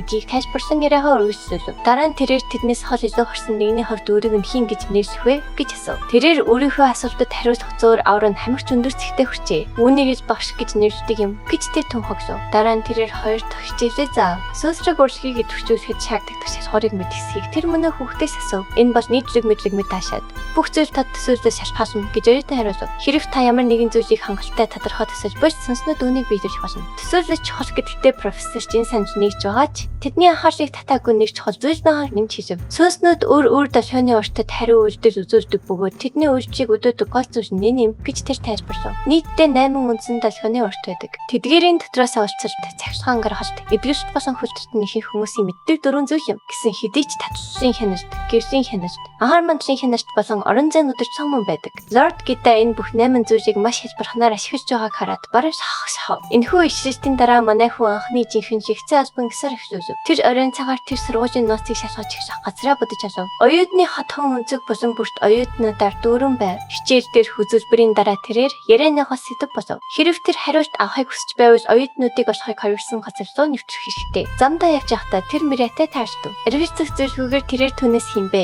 гэдгээ шууд хүлээн зөвшөөрөхийг хүсв. Бүх хүмүүсийн шогтдог доод зиндааны хүн гэдгээс өөрөөр тэр хэрхэн байх вүлээ гэж асууж тэр хариулв. Бүх 8 сүнслэг урсгалыг хүчин чармаажтгүйгээр өдөрт чадвар нь байгаагүй бол энэ нь утга учиртай байхаасан гэдгийг тэр хүлээн зөвшөөрөв. Ихэнх хагас хүмүүс хүртэл үнийг хийж чадахгүй. Манай хүн мөрөө хавчаад энэ нь өөр долгионы урт хооронд шилжихдээ адил тэмч төвхтэй биш гэж түнд хэлв. Мэдээжийн хэрэг энэ нь сонсогдохоосоо илүү төвхтэй гэдгийг тэр мэдж байсан. Тэд энэ яриагаа ямар нэг хувийн газарт үргэлжлүүлэхийг тэр хүсв. Тэд ганцаараа үлмөц тэр хинбэ гэсэн асуултаа тэхэн тавтав. Энэ удаад тэрээр Катама тасганы доор хідэн сая жилийн турш хөлдөөс нь нойрон татсан энгийн нэг хүн гэдгийг мэдэгдэв. Түүнийг баясгахын тулд тэр хичээнд орохоос өмнө юу хийж байсан бэ гэж асуув. Жин өөрийн уусынхаа тасгай хүчний ажилтнаар ажиллаж байсан гэж үннийг хэлв. Мянган жил өнгөрсөн ч тэр өдрүүдийг хэвхэн жилийн өмнө болсон мэт тод санаж байна. Санаж зан хөдөлсөн тэрээр олныхаа төлөө тэнцсэн хүн яагаад хөлдөөс нь нойрон тавтаж битэмжлэгдсэн бэ гэж лашруулан асуув. Өөрийн даалгавраа биелүүлж чадаагүй гэдгийг хүлээн зөвшөөрөхөд түнд гүнхтэй санагдав. Хэрэв тэр өөрийгөө хангалттай шахаж чадвал хүн бүрийг орч чадна гэдэгтээ чин сэтгэлээсээ итгэж байсан ч эцэст нь бүтлгүйдэж бүх зүйлээ алджээ. Түүнчлэн профессор болсон нь санамсаргүй хэрэг биш гэдгээ тэр хүлээн зөвшөөрөв. Түнд алтны гэр бүлийн нөлөө хэрэгтэй байна. Үргэлжлүүлээд тэр тэд хаашаа явж байгааг асуув. Өтгөсгүй тэрээр түүнийг тоос шороотой эвдэрхий өрөөнд дагуулж очиод энэ нь багш нар сургалтын хэрэглэг түүний хадгалдаг агуулга байсан гэдгийг тайлбарлав. 50 еврогийн нэг дээрх шар шогоны хөшөө түүний анхаарлыг шууд татав. Түүнийг энэ тавчирсан жинхэнэ шалбар нь юу байсныг тэр асуув. Тиймээс Мэрэ энэхүү агуулгын яг хажууд байрс хачин хоосон зэрэг шалгаж байснаа хүлээн зөвшөөрөв. Энэ нь зүгээр л ашиглагдаагүй байхаар дэндүү том бөгөөд ямар нэгэн чухал зүйлийг нууж байна гэдэгт тэр итгэлтэй байна. Профессор Жинник чорон малчдаггүй гараа сунгаад шар шогоны хөшөөг барьж авав. Тэрээр тоос шараатай хуучин чимэглэлийг яагаад иж байгаа юм бол гэж ирэлцэн хажууд тийш харжээ. Түүнийг баг зэрэг мөших мөчөд номын тавиураад хойш голсож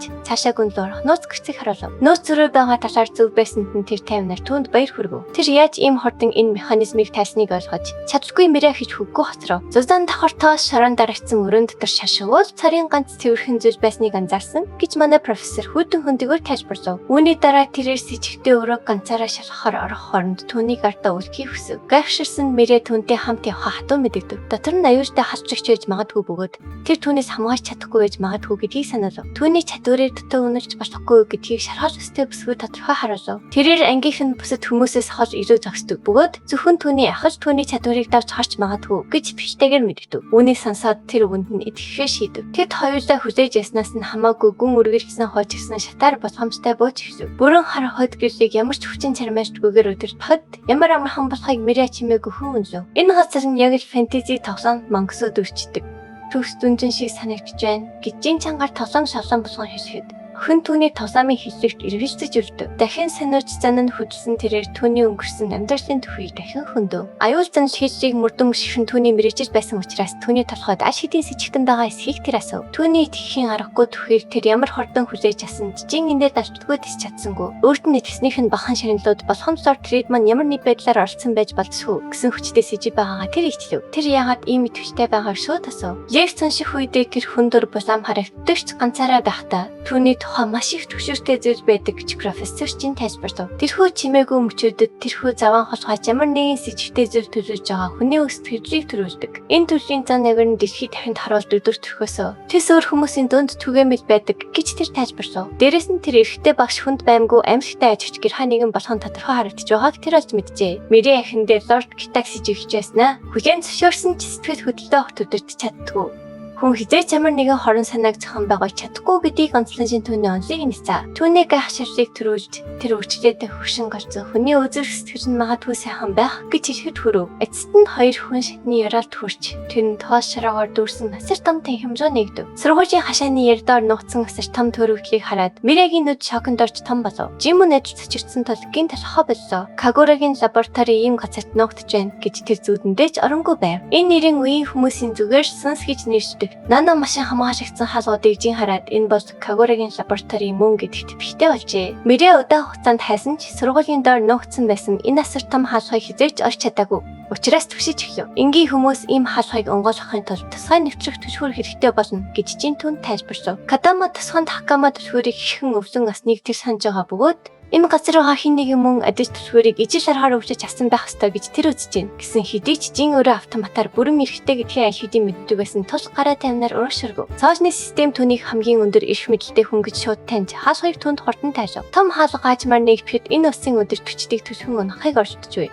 Хүмүүн энэ газар руу нэвтрэх хэрэгтэй хүн байсан болов гэж жингаяв. Үүний зэрэгцээ Мэрэ яг сургуулийн доор ийм зүйл байсан гэдгийг харж чаддаггүй. Тэндээ балмагтан зогсоож байв. Тэрээр жинээс үнэхээр түлхүүр шаардлагагүй байсан мөн гэж асуухад эртний хүмүүс энэ тал дээр онцгой байдаг гэж жин таминаар хэлв. Жиний хэлсэн үг үнэн байж магадгүй гэдэгт Мэрэ эцэст нь итгэж эхлээд түүнийг даган газар доор хноос лаборатори руу чимээгүй хүн ашхав. Дотор нь тэд хид хідэн авлагчийг олж ижүүлв. Том төмөр торнууд дотор төгжээтэй байгаа бөгөөд хачирхалтай тэд бүгдээрээ ямар ч галзуурсан шинж тэмдэг илэршгүйгээр бүрэн тайван хിവэр үлджээ. Жин дээрэмчдийн өмнө нь төгжсөн байсан авлагчдыг санаж бас тэрнийг бүр мөсөн соригт хүртлээ ягаад тийм чимээгүй байсныг ирэн дурсав. Гэсэн хэдий ч түүнийг хамгийн их зовоож байгаа зүйл бол хин нэгэн ийм асар том авлагчдыг хин ч анзаарсгүйгээр яаж ийм газар хүртэл зөөж чадсан бэ гэсэн асуулт юм. Мэрэ хаан энэ академийн талаах сэжиг ямар ч байсан зүг байж магадгүй гэдгийг хүлээн зөвөрөв. Тэрээр энд чимээгүй нуугдж хүлээхийг санаж болгосон бөгөөд үүнийг хариуцж буй хин нэгэн нэртээрээ хизээ нэгэн цагт энэ газар буцаж ирэх юм гарцаагүй.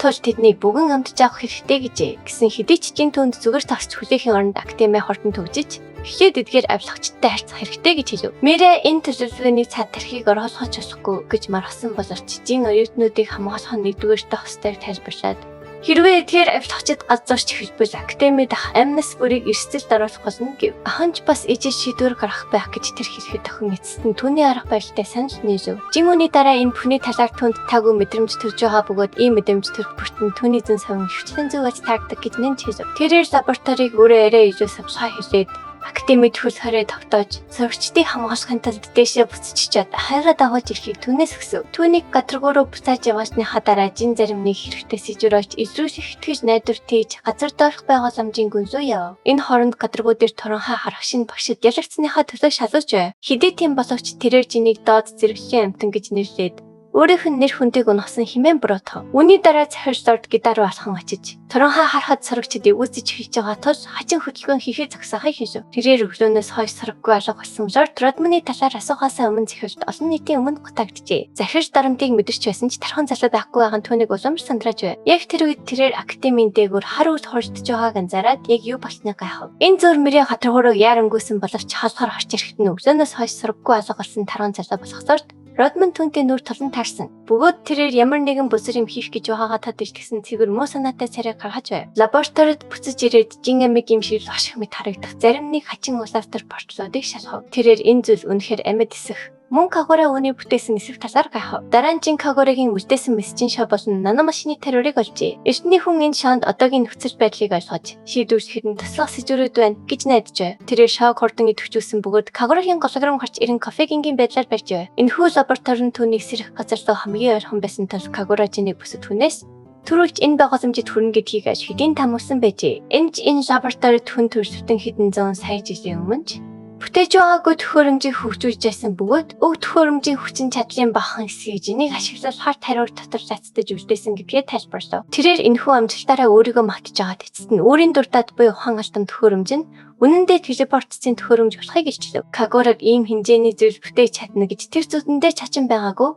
Чодоо бүх зүйл нүдэн дээр нь тодорхой байж төвшөв. Халдвчид хот даяар огт хонж байхгүй байснаа гинт харж ирсэн талаар орхос дурчжээ. Энэ төхөөрөмжийг эзэмших чинь энэ бүхний ард тагаан тодорхой бөгөөд ялангуяа энд бүхэл бүтэн амьтны хүрээлэн шиг олон монструуд түүжээтэй байгаа тул түүний толгойд Түгшүүрийн хангинаа дууч эхлэв. Тэгээд тэр галзуу эрдэмтний бичиж үлдээсэн мессежнээс ямар нэгэн сонин зүйл анзаарав. Анхны телепортцын төхөөрөмж нь цэвэр цэнхэрэнгүй байсан юм. Хэрвээ энэ нь үнэн юм бол яг одоо түүний өмнө зогсож байгаа энэ улаан төхөөрөмж чинь яйцхан тандаггүй эдвэ? Ойролцоох цагийг 12 цаг болох мөчид өг төхөөрөмж чангаар дуурч идэвчв. Жин үнээс ямар хар дарсан зүуд мөсвөж гарч ирэхийг харж өөрийгөө бэлдэн ажиглав. Гэтэл орондын торнод дотор байсан халбагч бүр тэр дөрөө агаарч сарныг асуугалав. Дээд тал буюу гадаргуу дээр аргас болон ариун баатрууд өөрсдийн хамгийн дарсан зүуд бодит байдал дээр өнж байгаа нүдэрээ харжээ. Олон зуун халдвчид яг ялтын төлөг тулаанд бууж байгаа юм шиг хааны нийслэл рүү тэнгэрээс боромыг тасгаж байв. Газар доор буцаж ирэхэд таслаг тархан залуу төсөөлж болох хамгийн амьсгалтай энэн сэвсээр Мирэ руу харав. Тэрээр яагаад им хорцтмол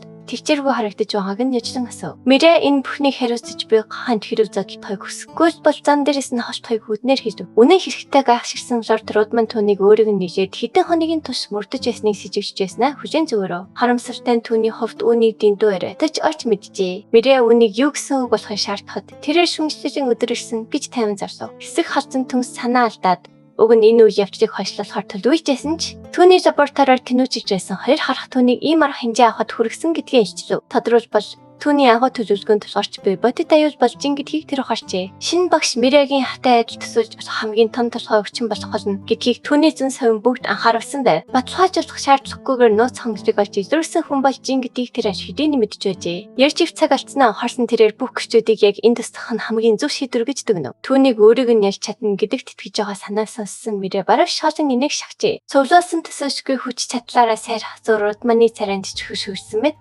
жихүүдээс төрөөжин миний дотроо. Гэтэл түүний толгооноос ч том сав барьсан нэгэн өхөн ардаас нь чимээгүй хүн төхөж байгааг тэр огт анзаарсангүй. Охиныг өрөөдөх айдас болон энэ нэдтэй төлөвлөгөө үнэхээр амжилтанд хүрч чадахсэд эргэлзэх хоёрын хооронд савсан Мирэ сандарсандаа хүлэв. Хакама эргэлзэх зүйлгүйгээр бяцхан гарны хачаа топ хүчээр савж тэр тархан хаан өхөр дүүрсэн толгойг цахин хагалав. Мирэ түүнийг цачирсан байдалтай ширтэж энэ газрыг яаж асныг нь мэдхийг хүсв. Хакама жинийг хайж яваад олсноо яаран тайлбарлав. Гадаа бүхэлдээ эмх замбраагүй байдал үүссэн бөгөөд тэдний хамгаалагч хүүгээр хүн бүрийг аврах боломжгүй юм. Замдаа тэрээр өөр нэг шин сурагч кодтой таарчээ. Тэдний профессор сайхан агуулхан өрөө рүү орсон талаар охин дурдсан байна. Шинэ охин багшийг ухаан алдуулсандаа баг зэрэг гимшиж байсан ч тэр гаж дантан үүнийг бүрэн хөтгөстэй байсан гэж Хакама зүтгэжээ. Дээрээс нь тэр тэдний царайг ардалаас нь хараагүй учраас хэрв юм бүхэн буруугаар эргүүлж тэд бурууг шаргаал өсдөггүй зүйл хялбархан чиж болох байв. Яг тэр үед жин шатны орой дээр хурж ирэв. Сандарсан тэрээр юу басныг асуудаж шалан дээр унсан боолингийн тэрзүүлэг шиг сул унсан гахайг орж харжээ. Хакама түүнийг хурдан ухаан оруулж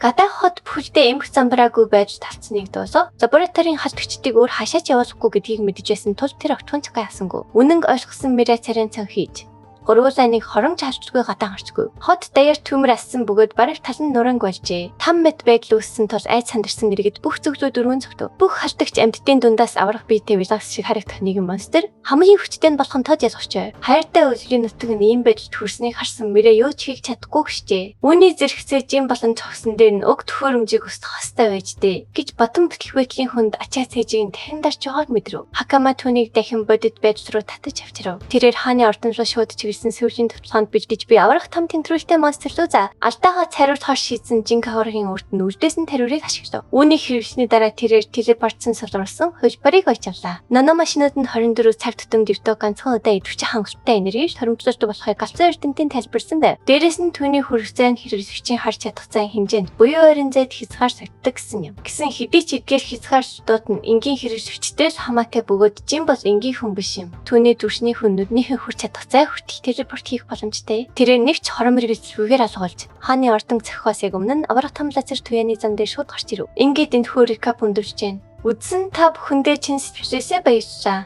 Хэрв танд таалагдсан бол лайк дарж манай сувг зөв бүртгүүлээрэй.